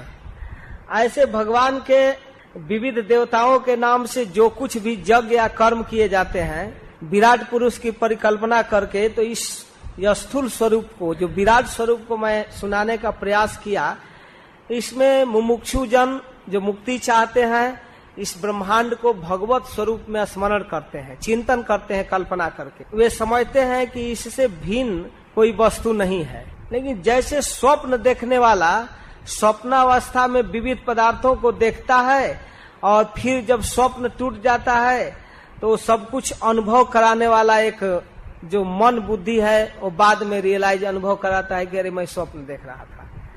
तो जो भीतर है इस तरह से विविध वृत्तियों को बुद्धि की अनुभूति कराने वाला वो सर्वांतर्यामी भगवान है और वही सत्य स्वरूप है, वही आनंद निधि है। उनका भजन करना चाहिए और अन्य वस्तुओं में आसक्ति छोड़कर, इस विविध प्राकृतिक पदार्थों में आसक्ति छोड़कर उनका भजन करना चाहिए, क्योंकि आसक्ति जीव के अधःपतन का कारण है।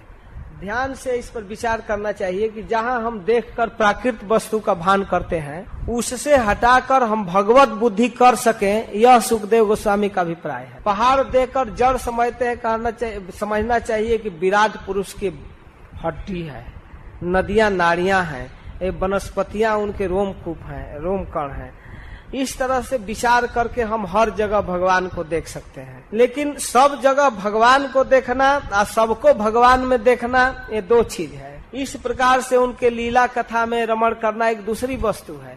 लेकिन जोगी लोग जो अपने चित्त को इस तरह से स्थिर करते हैं, परिकल्पना करते हैं, उनके सिद्धांत को थोड़ा सा बतला दिए। भगवान के स्थूल और सूक्ष्म स्वरूप की धारणा करने वाला व्यक्ति धीरे धीरे किस तरह से प्रोग्रेस करता है। कोई जोगी अपने चित्त को एकाग्र करते हैं, इतना स्थिर कर लेते हैं, धारणा को इतना विकसित करते हैं कि सीधे भगवत धाम को प्राप्त करते हैं। और कुछ लोग क्रम मुक्ति प्राप्त करते हैं, अपने इस अवस्था से प्रोग्रेस करते हैं, आगे जाते हैं, स्वर्ग, जन लोक, तप लोक, महर लोक, सत लोक, इसके बाद ऊपर के लोग कैलाश लोक, फिर वैकुंठ लोक, फिर भगवत स्वरूप को प्राप्त करते हैं। तो ये दो तरह के प्रोसेस है, क्रम मुक्ति और सद्यो मुक्ति, तत्काल मुक्ति और फिर धीरे धीरे।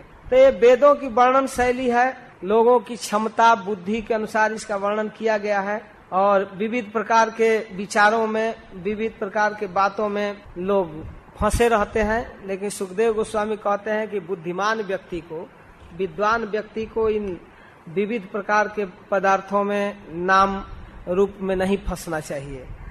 उसको अपनी बुद्धि से वास्तविकता का ज्ञान करना चाहिए और एक क्षण भी व्यर्थ में नहीं जाने देना चाहिए। यदि संसार के पदार्थ प्रारब्ध बस स्वाभाविक मिलने वाला है तो उसमें समय व्यर्थ नहीं करना चाहिए। उसके उपार्जन में या उसके कलेक्शन में ज्यादा समय नहीं देना चाहिए। अतः कवि नामसुयावदर्थ स्याद प्रमत्तो व्यवसाय बुद्धि सीधे न्यर्थार्थे न यतेत तत्र परिश्रमम तत्र समीक्षमारा। व्यर्थ के संसार के वस्तु जुटाने में नहीं लगना चाहिए, जैसे तैसे जीवन निर्वाह कर लेना चाहिए। अवसर पाकर सुखदेव गोस्वामी विरक्ति की बात करते हैं। सत्याम छितौ किम कश्यपो प्रयासई बाहो सुसीधे ही उपबरहरई किम सत्यांजलौ किम पुरु धान्य पात्रा दिग्वल कलादौ सतिकिम दुकुलई। कह रहे हैं जमीन सोने के लिए मिल गया तो फिर पलंग की क्या जरूरत है। हाथ अगर काम कर रहा है तो फिर तकिया की क्या जरूरत। जब अंजलि से काम चल जाता है तो फिर पात्र जुटाने की जरूरत क्या है, करपात्री रहना चाहिए। वृक्षों के छाल से काम चल सकता है तो विविध प्रकार कपड़ों की क्या जरूरत है। चिराणी किम न पति संति, कपड़े की जरूरत नहीं है, कपड़ा पहनने की जरूरत है। कहते क्या रास्ते में वस्त्र नहीं पड़े हैं, हो सकता है सुखदेव गोस्वामी के समय रास्ते में कपड़े लोग डालते होंगे। कुछ विद्वान कहते हैं कि पहले लोग नया कपड़ा पहनते थे, पहनने के पहले गृहस्थ लोग कुछ कपड़ा फाड़ कर डाल देते कि कौपिन बना लेंगे, उतरिये बना लेंगे, और महात्मा लोग उस नए कपड़े को पहन लेते, दुकान में नहीं जाना पड़ता था। चिराणी किम न पथि न संति, क्या रास्ते में वस्त्र नहीं पड़े हैं। अदीक्षन्ति भिक्षाम, और फिर भूख लग गया तो क्या वृक्ष अब फल देना बंद कर दिए, वृक्षों में फल है। उस समय कथा कर रहे हैं चारों तरफ पेड़ों में फल था, आज तो समय है नहीं। नैवांग घृपा परिभृत सरितोपि शुष्यन क्या वृक्ष फल देना बंद कर दिए? पानी की जरूरत है तो नदियों में पानी नहीं है क्या? सुखदेव गोस्वामी को पता है कि डैम बनाकर पानी भी रोक लिया जाएगा, या नदियों में फैक्ट्रियों का पानी, गंदा पानी बहेगा।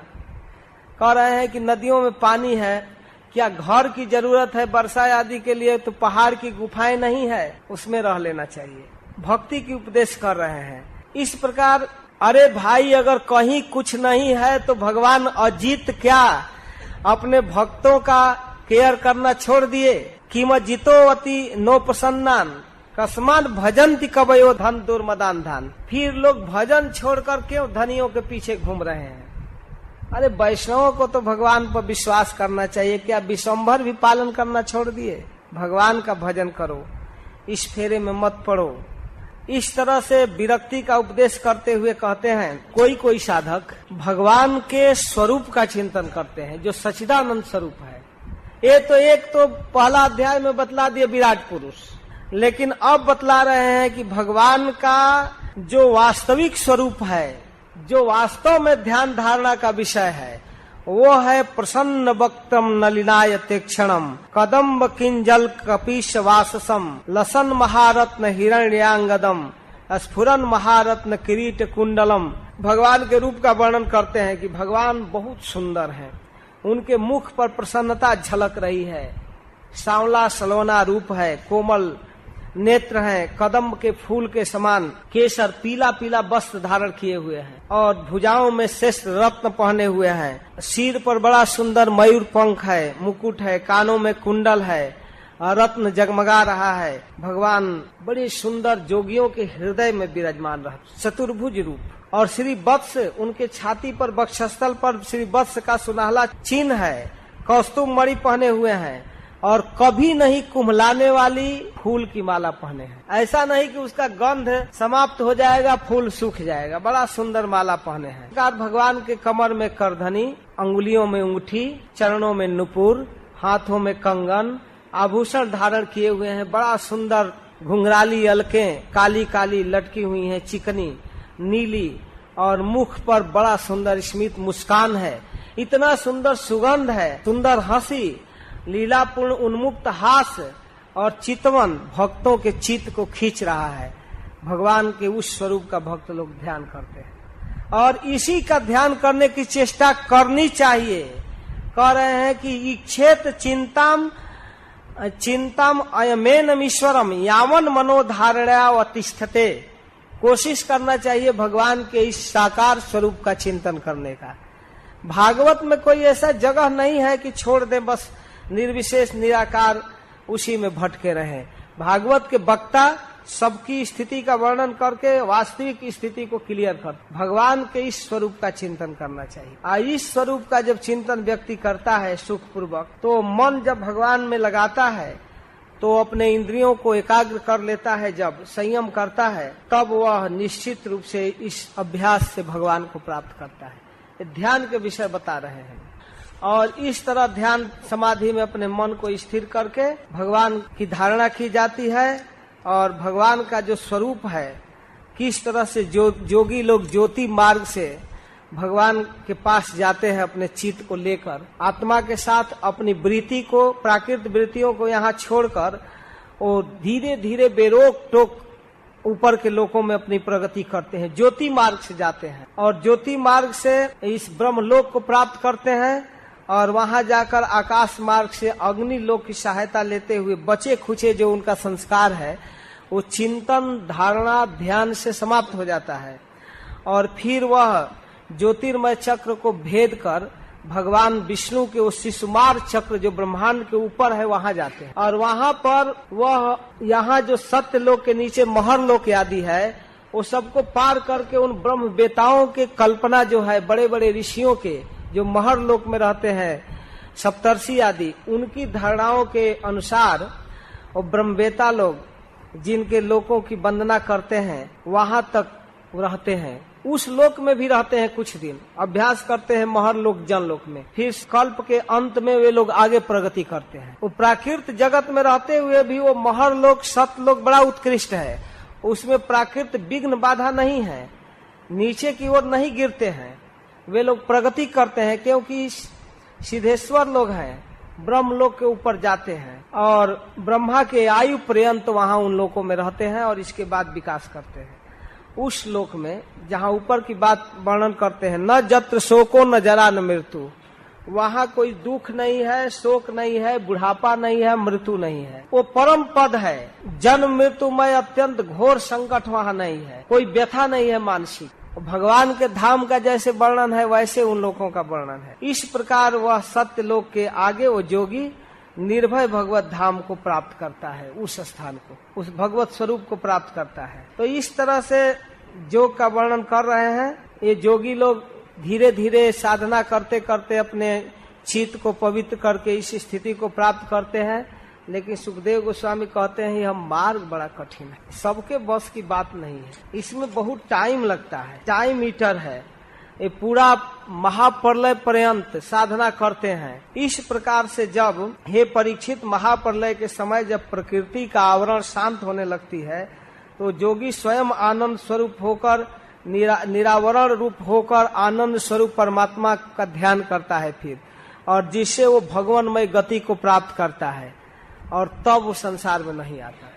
अगर इस सिद्धि तक नहीं पहुंचा तो फिर आ जाता है एक बहुत बड़ी खतरा है। जो एकदम परफेक्ट साधन का पालन नहीं किया तो फिर खतरा है। परीक्षित, आपने जो पूछा था सद्यो मुक्ति या क्रम मुक्ति, जो वेदों की 2 मुक्तियों का वर्णन है, तो भगवान वासुदेव में तत्काल चित्त को लगाना सद्यो मुक्ति और धीरे धीरे जोगियों जैसा अभ्यास करके लोकांतरों में जाना है क्रम मुक्ति। संसार चक्र में पड़े हुए मनुष्य को भगवान की प्रेममयी भक्ति जब तक प्राप्त नहीं हो जाती तब तक परीक्षित कोई कल्याणकारी मार्ग नहीं है। अगर सावधानी से भागवत पढ़ेंगे तो अभी आप लोगों को सुनने में योग धारणा समाधि थोड़ा गणित जैसा लग रहा था, लेकिन कहते न यतो अन्य शिवा पंथा विवशतः संसता विह वासुदेवे भगवती भक्ति योगो जतो भवेत। कहते हैं न यतो अन्य शिवा पंथा। हे परीक्षित, हे राजन, इस संसार चक्र में पड़े हुए लोगों के लिए सबसे कल्याणकारी पंथ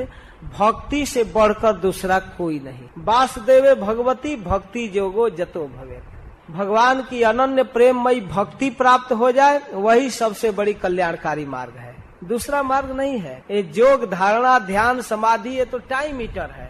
अगर कोई समर्थ व्यक्ति है कर ले तो ठीक है, बहादुर है, और नहीं तो सरलता पूर्वक प्राप्त होने वाला जो साधन है वो भक्ति है। तो भगवान ब्रह्म कार्सेन तीन वीक्ष मनीषया तदध्यवस्य कूटस्थो रतिरात्मा जतो भवेत। तो इस प्रकार भगवान ब्रह्मा ने एकाग्र चित्त से 3 बार अनुशीलन करके बुद्धि से निश्चय किया है कि सबसे श्रेष्ठ धर्म है भगवान की भक्ति। इसलिए हे राजन, तस्मात् सर्वात्मना राजन हरि सर्वत्र सर्वदा। जहाँ प्रारंभ किए कि तस्मात् भारत सर्वात्मा भगवान ईश्वरो हरि ही, तस्मात् सर्वात्मना राजन हरि सर्वत्र सर्वदा श्रोतव्य कीर्तितव्य स्मर्तव्यो भगवान निर्णाम। फिर इसी पॉइंट पर आ गए। इसलिए हे राजन, मनुष्य को चाहिए कि सब समय सभी परिस्थिति में सब जगह, चाहे वो भारत में, अमेरिका में, इंग्लैंड में, स्वर्ग में, सत्यलोक में, कहीं भी, सब जगह सर्वत्र सर्वदा, सब समय, दिन में, रात में, सुबह में, शाम में, सब जगह सब समय श्रोतव्य कीर्तितव्य, सुनने लायक, बोलने लायक और स्मरण करने लायक है भगवान निर्णाम। मनुष्यों के लिए, मनुष्यों के लिए हरि सर्वत्र सर्वदा, भगवान ही सब समय स्मरण करने लायक है, वही बोलने लायक है, वही सुनने लायक है। उनके विषय में सुनना चाहिए, उन्हीं के विषय में बोलना चाहिए, उनका स्मरण करना चाहिए। पिबन्ति जे भगवतः आत्मनः सताम कथामृतम श्रवण पुटेषु संभृतम पुनन्ति ते विषय विदुषिताशयम ब्रजंती तत्चरण सरोरुहांतिकम। राजन, जो संत पुरुष आत्म स्वरूप भगवान की इस अमृतमय कथा को अपने कान के दोनों में भर भर कर पीते हैं, श्रवण पुटेषु संभृतम, सावधानी पूर्वक पीते हैं, क्या होता है? पुनन्ति ते विषय विदुषिताशयम, अपने हृदय के गंदगी को तत्काल दूर कर देते हैं। कथा सुनते हैं तो हृदय की गंदगी दूर हो जाती है। और ब्रजंती तत् चरण सरोरुहांतिकम, वो भगवान के चरण कमल को प्राप्त कर लेते हैं। हृदय के दोष समाप्त हो जाता है। भगवान की भक्ति पात्रता भी प्रदान करती है, पात्र भी देती है और वस्तु भी देती है। जैसे पतल चला करके भोजन दिया जाता है, बर्तन देकर तब खाने के लिए दिया जाता है, वैसे श्रवण कीर्तन में योग्यता प्राप्त होती है, भक्ति करने की योग्यता, और फिर जब योग्यता हो जाती है तो कृष्ण प्रेम मिल जाता है। हरे कृष्णा कृष्ण कृष्ण हरे हरे, हरे राम राम राम हरे हरे। आगे तीसरे अध्याय में सुखदेव गोस्वामी विविध प्रकार के कामनाओं से युक्त व्यक्तियों का वर्णन करते हैं। एवं मेतन निगदितम पृष्ठवान यद भवान मम, आपने जो कुछ मुझसे पूछा, निर्णामियन म्रियमाणा नाम मनुष्येषु मनीषिणाम, मरने वाले मनुष्य को क्या करना चाहिए वो तो मैंने सुना दिया। लेकिन ये मरने वाले लोग भी जब तक जीवित रहते हैं शांत नहीं रहते हैं, क्योंकि कामनाओं से उनकी बुद्धि चंचल होती है। भुक्ति मुक्ति सीधी कामी सकल अशांत, कृष्ण भक्त निष्काम अतएव शांत। जो ब्रह्म तेज के इच्छुक है, खूब वेद शास्त्र विद्वान बनना चाहता है, तो बृहस्पति की आराधना करे। इंद्रियों को में विशेष शक्ति प्राप्त करना है तो इंद्र की आराधना करे। संतान की लालसा हो तो प्रजापतियों की उपासना करे। लक्ष्मी चाहिए तो दुर्गा देवी की उपासना करे, और तेज चाहिए तो अग्नि की, और धन चाहिए तो वसुओं की, प्रभाव चाहिए, वीरता चाहिए तो रुद्र की उपासना करे। जिसे अन्न प्राप्ति की इच्छा हो अदिति की उपासना करे।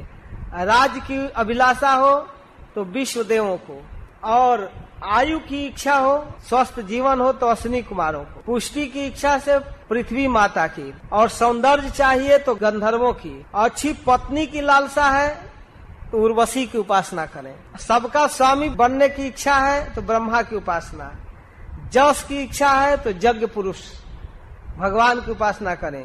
विद्या प्राप्ति की इच्छा है तो भगवान शंकर की, और पति पत्नी में प्रेम चाहिए तब पार्वती की उपासना करें, और धर्म उपार्जन के लिए विष्णु भगवान की, वंश परंपरा की रक्षा करने के लिए पितरों की, बाधाओं से बचने के लिए यक्षों की। इस प्रकार विविध प्रकार की उपासना की बात बतलाकर अंत में कहते हैं कि अगर निष्कामता प्राप्त करना हो प्रहलाद महाराज की तरह, तब तो केवल नारायण की उपासना करनी चाहिए। चाहे वो कामना रखता हो चाहे नहीं कामना है। अकाम सर्व कामो वा, कोई कामना न हो, हमारे जैसा कोई निरपेक्ष मुनि है उसको, चाहे दुनिया भर की कामना है, सर्व कामो वा, या मोक्ष काम बहुत बड़ी कामना है, उदार धी, अगर वो बुद्धिमान है, श्रेष्ठ बुद्धि वाला है, तो तीव्रेण भक्ति जोगे न जजेत पुरुषम परम, उसे तीव्र भक्ति योग के द्वारा भगवान परम पुरुष कृष्ण की आराधना करनी चाहिए। भगवान की उपासना से हित होता है,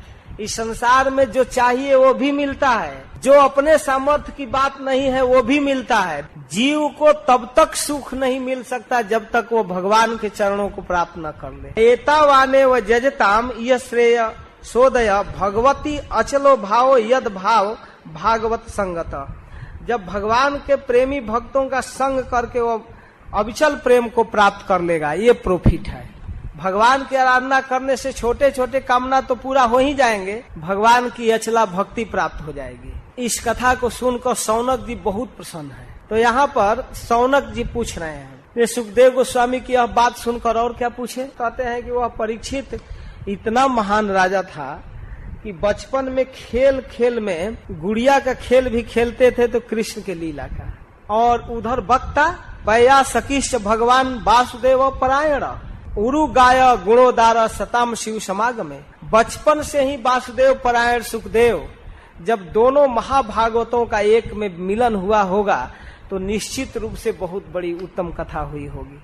श्रोता और वक्ता उत्तम है तो कथा भी उत्तम है। जैसा संग होता है वैसा उस तरह की वार्ताएं होती। वह समय वास्तव में व्यर्थ है जो कृष्ण कथा के अतिरिक्त बीतता है। आप कृपा करके कृष्ण कथा सुनाइए। तो सुखदेव गोस्वामी के मुख से कथा सुनने की बड़ी लालसा है कि जो भगवान की कथा नहीं सुनता उसका कान देखने मात्र के लिए है।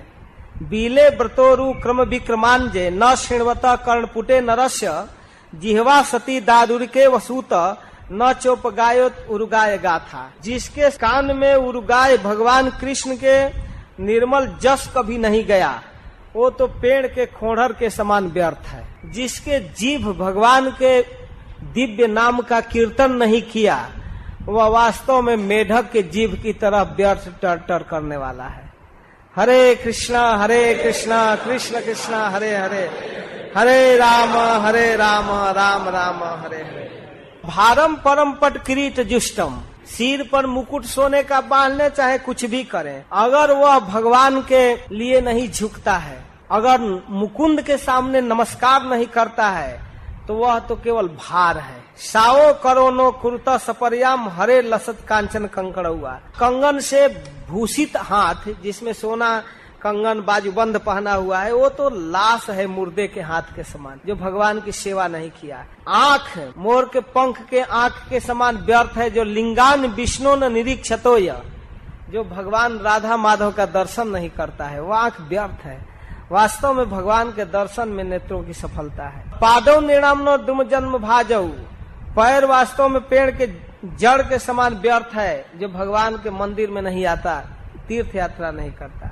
और जिन नाकों में भगवान के तुलसी चरणों की तुलसी या गंध नहीं आया, और लोहार की भांति के समान व्यर्थ सांस ले रहा है। और वह हृदय वज्र के समान है, जिस हृदय में भगवान के लीलाओं को सुनकर भाव उत्पन्न नहीं हुआ, वह पत्थर के समान वज्र के समान है, जिनके लीला कथा सुनकर हृदय पिघला नहीं, आंखों में आंसू नहीं आया।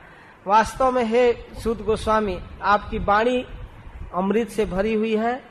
भगवान के परम भक्त आत्म विशारद सुखदेव गोस्वामी के दिव्य उपदेश को आप रिले कर रहे हैं। आप कृपा करके इस संवाद को सुनाइए। तब महाराज परीक्षित कुछ प्रश्न करते हैं चौथे अध्याय में। उस प्रश्न को प्रस्तुत करते हुए आगे सूत गोस्वामी कहते हैं कि इस प्रकार सुखदेव गोस्वामी के बातों को सुनते हुए महाराज परीक्षित पूछते हैं, अनन्य भाव से अपना चित्त समर्पित किए हैं भगवान में, अपना मन बुद्धि धन संपत्ति सब कुछ कृष्णार्पण था महाराज परीक्षित का। प्रश्न करते हैं कि हे प्रभु, मैं आपसे यह जानना चाहता हूँ कि भगवान अपनी माया से किस प्रकार से जगत की सृष्टि करते हैं। ब्रह्मा आदि समर्थ व्यक्ति भी भूल कर बैठते हैं सृष्टि करने में। भगवान कैसे इस जगत की सृष्टि किए, कैसे पालन किए, किन प्रजापतियों को पालन में नियुक्त किए, और फिर कैसे बच्चों के खिलवाड़ जैसा प्रलय कर देते हैं। तो भगवान की सृष्टि को बताइए। ब्रह्मांड को रचना करना, चलाना और नष्ट करना। तब सूत गोस्वामी कहते हैं कि परीक्षित महाराज के प्रश्नों को सुनकर सुखदेव गोस्वामी सृष्टि विषयक प्रश्न का उत्तर देने से पहले कृष्ण के गुणों को स्मरण करने लगे। नमः परस्मै पुरुषाय भूयसे सदुद्भवस्थान निरोध लीलया गृहीत शक्ति तृतयाय देहिनाम अंतर्भवायानुपलक्ष्य वर्तमने। मैं उन पुरुषोत्तम भगवान के चरण कमलों में नमस्कार करता हूँ, जो इस संसार की सृष्टि पालन और संहार करते हैं। गृहीत शक्ति त्रेताय देहिनाम, 3 प्रकार की शक्ति को धारण करते हैं, सत्व रज और तम। और उन शक्तियों को धारण करके वह भगवान 3 रूप में गुणावतार धारण करते हैं, विष्णु ब्रह्मा और शिव। और उनका स्वरूप, उनकी उपलब्धि इस बुद्धि का विषय नहीं है। वह कृपा करके जब समझाना चाहे, बताना चाहे, तब हम जान सकते हैं। उनका स्वरूप, उनकी उपलब्धि बुद्धि का मार्ग नहीं है, उनकी महिमा अनंत है। भूयो नमः, फिर से नमस्कार करता हूँ। सद बीजनक छिदे सताम असंभवाया अखिल सत्व मूर्तये पुनसाम पुनः पारमहंस से आश्रमे व्यवस्थितानाम अनुमृग्य दासु से। फिर बार बार नमस्कार उनके चरणों में करते हुए कहते हैं कि हे प्रभु, सत्पुरुषों को दुख मिटाकर प्रेम दान करने वाले प्रभु, आपको हम नमस्कार करते हैं। दूसरों की सांसारिक प्रवृत्ति को रोकते हैं, इस प्रकार उन्हें उनकी अभीष्ट वस्तु दान करते हैं। आपका विचित्र स्वभाव है। साधु पुरुषों को प्रेमा भक्ति देते हैं, असत प्रवृत्ति के लोगों की कामनाओं को पूरा नहीं होने देते, उनको रोकते हैं। नमो नमस्ते विश्वभाय सात्वताम विदुर काष्ठाय मुहुः को जोगिनाम निरस्त साम्यातिशयेन राधसा स्वधामनि ब्रह्मणि रंसते नमः। जो भक्त वत्सल हैं, हठ पूर्वक भक्तिहीन साधन वाले लोग, जिनकी छाया को भी नहीं छू सकते, चेष्टा करते हैं, हठ करते हैं, अपनी चेष्टा से चाहते हैं कि हम भगवान को प्राप्त कर लें, लेकिन वे लोग इनको नहीं जान पाते। हे प्रभु, आप उससे अधिक, आपसे अधिक तो कोई हो ही नहीं सकता, आपके बराबर किसी को नहीं होने की सामर्थ्य है। फिर आप अपने नित्य निरंतर स्वरूप में विहार करते हैं। स्वधामनि ब्रह्मणि रंसते नमः। आपका वह स्वरूप जो अपने निज स्वरूप में विहार करते हैं, हम आपको नमस्कार करते हैं। जत कीर्तनम जत स्मरणम जदीक्षणम जद वंदनम जद श्रवणम जदर्हणम लोकस्य सद्यो विधनोति कलमसम तस्मै सुभद्र श्रवसे नमो नमः। जिनका कीर्तन, जिनके नाम का उच्चारण, जिनका स्मरण, जिनके स्वरूप का दर्शन, जिनके चरणों में प्रणाम, जिनकी कथा सुनना, जिनकी पूजा, लोकस्य सद्यो विधनोति कलमसम, इस संसार के लोगों का सारा पाप तत्काल समाप्त कर देता है। तस्मै सुभद्र श्रवसे नमो नमः। सुभद्र श्रवसे कहते हैं जिनका श्रवण, जिनकी कथा सुभद्र है, भद्र है, मंगलकारी है, ऐसे प्रभु को हम बार बार नमस्कार करते हैं। जिनका कीर्तन, स्मरण, दर्शन, वंदन, श्रवण और पूजन तत्काल पापों को नष्ट करने वाला है। केवल एक बार कृष्ण के चरणों में प्रणाम कीजिए और पाप समाप्त, बस एक बार। विचक्षणा या चरणोपसादना संगम विदस्यो भयतोन्तरात्मना विदंति ही ब्रह्म गति गतक्रमा तस्मै सुभद्र श्रवसे नमो नमः। इस प्रकार विवेकी लोग जिनके चरणों के शरण लेकर हृदय से इस लोक परलोक की आसक्ति को त्याग देते हैं। विचक्षणा माने काबिल व्यक्ति, चरणोपसादनात् चरण की आश्रय लेकर संगम विदस्यो भयतोन्तरात्मना, जिनके चरणों का आश्रय लेकर बुद्धिमान व्यक्ति संसार के आसक्ति को त्याग देते। विदंति ही ब्रह्म गति गतक्रमा तस्मै सुभद्र श्रवसे नमो नमः। और बिना किसी परिश्रम के वो भगवान के पद को प्राप्त कर जाते हैं। आसक्ति छोड़ते हैं, भगवान के पद को प्राप्त कर। तपस्विनो दान परा जशस्विनो मनस्विनो मंत्र विदा सुमंगला क्षेमम नवीन दंती बिना जदर्पणम तस्मै सुभद्र श्रवसे नमो नमः। तपस्वियों के तपस्या, दानियों का दान, जशस्वियों का जस, मनस्वियों का वह चिंतन, मंत्रविद, उनका तब तक कल्याण नहीं हो सकता जब तक वह भगवान के चरणों में समर्पित नहीं करेंगे। अपने मन के विद्वान बनने से कल्याण नहीं हो जाएगा। क्षेमम न विंदन्ति बिना जदर्पणम, तब तक उनका कल्याण नहीं है जब तक वो समर्पित न कर दें। किरात हुणांद पुलिंद पुलकसा आभीर कंका जवना खसादय ये नेश्च पापा जदुपाश्रयाश्रया शुद्धंत तस्मै प्रभु विष्णवे नमः। श्रील प्रभुपाद जी का सबसे प्रिय श्लोक, अनेक प्रिय श्लोकों में यह श्लोक प्रिय है। किरात हुणांद पुलिंद पुलकसा आभीर कंका जवना खसादय एनेश्च पापा जदुपाश्रयाश्रया शुद्धंति तस्मै प्रभु विष्णवे नमः। किसी भी स्तर के लोग भगवान के भक्तों का संगति प्राप्त करके पवित्र हो जाते हैं, यह श्रील प्रभुपाद को विश्वास था। इस श्लोक को बोलते थे कि कृपा से जिनके भक्तों के संयोग से नीच स्तर का व्यक्ति भी पवित्र हो जाता है। श्रियः पतिर यज्ञ पतिर प्रजापति धियाम पति लोक पतिर धरापति पति गति चांदक विष्णु सात्वताम प्रसिद्धताम में भगवान सताम पर। जो लक्ष्मी के पति हैं, समस्त संपत्तियों की स्वामिनी लक्ष्मी देवी के पति हैं, यज्ञ पति है, समस्त यज्ञों के भोक्तारम यज्ञ तपसा जो गीता में बोला है उसका, और प्रजापति और समस्त प्रजाओं के रक्षक है, धियाम पति जो बुद्धि के पति है परमात्मा है, लोकपति समस्त लोगों के पालन करने वाला है, और धरापति जो पृथ्वी का पालन करने वाले हैं, और जिन्होंने जदुवंश में प्रकट होकर अंधक विष्णु और जदुवंशियों की रक्षा किया, पालन किया, उस कृष्ण की मैं आराधना कर रहा हूँ, उनका आश्रय ले रहा हूँ, मैं कृष्ण को नमस्कार कर रहा हूँ। प्रसिद्धताम में भगवान सताम पर, ऐसा भगवान मुझ पर प्रसन्न हो जो वैष्णवों के पति हैं, सताम साधु पुरुषों के पति। यदंग ध्यान समाधि धौतया, जो अपने चित्त को पवित्र करके समाधि में भगवान के विविध रूप का चिंतन करते हैं। धियानुपश्यन्ति, अपनी बुद्धि में देखते हैं, ही तत्वमात्मना, जैसा तत्व विवेक पूर्वक किए हैं। वदन्ति चै तत् कवयो यथारुचम, बोलते रहते हैं कवि लोग, विद्वान लोग कैसे बोलते हैं, यथारुचम, जैसी उनकी रुचि है, जैसा उनका मन भगवान के जिस गुण का, जिस लीला का, जिस रूप का वर्णन करने की इच्छा होती है वैसा वर्णन करते हैं।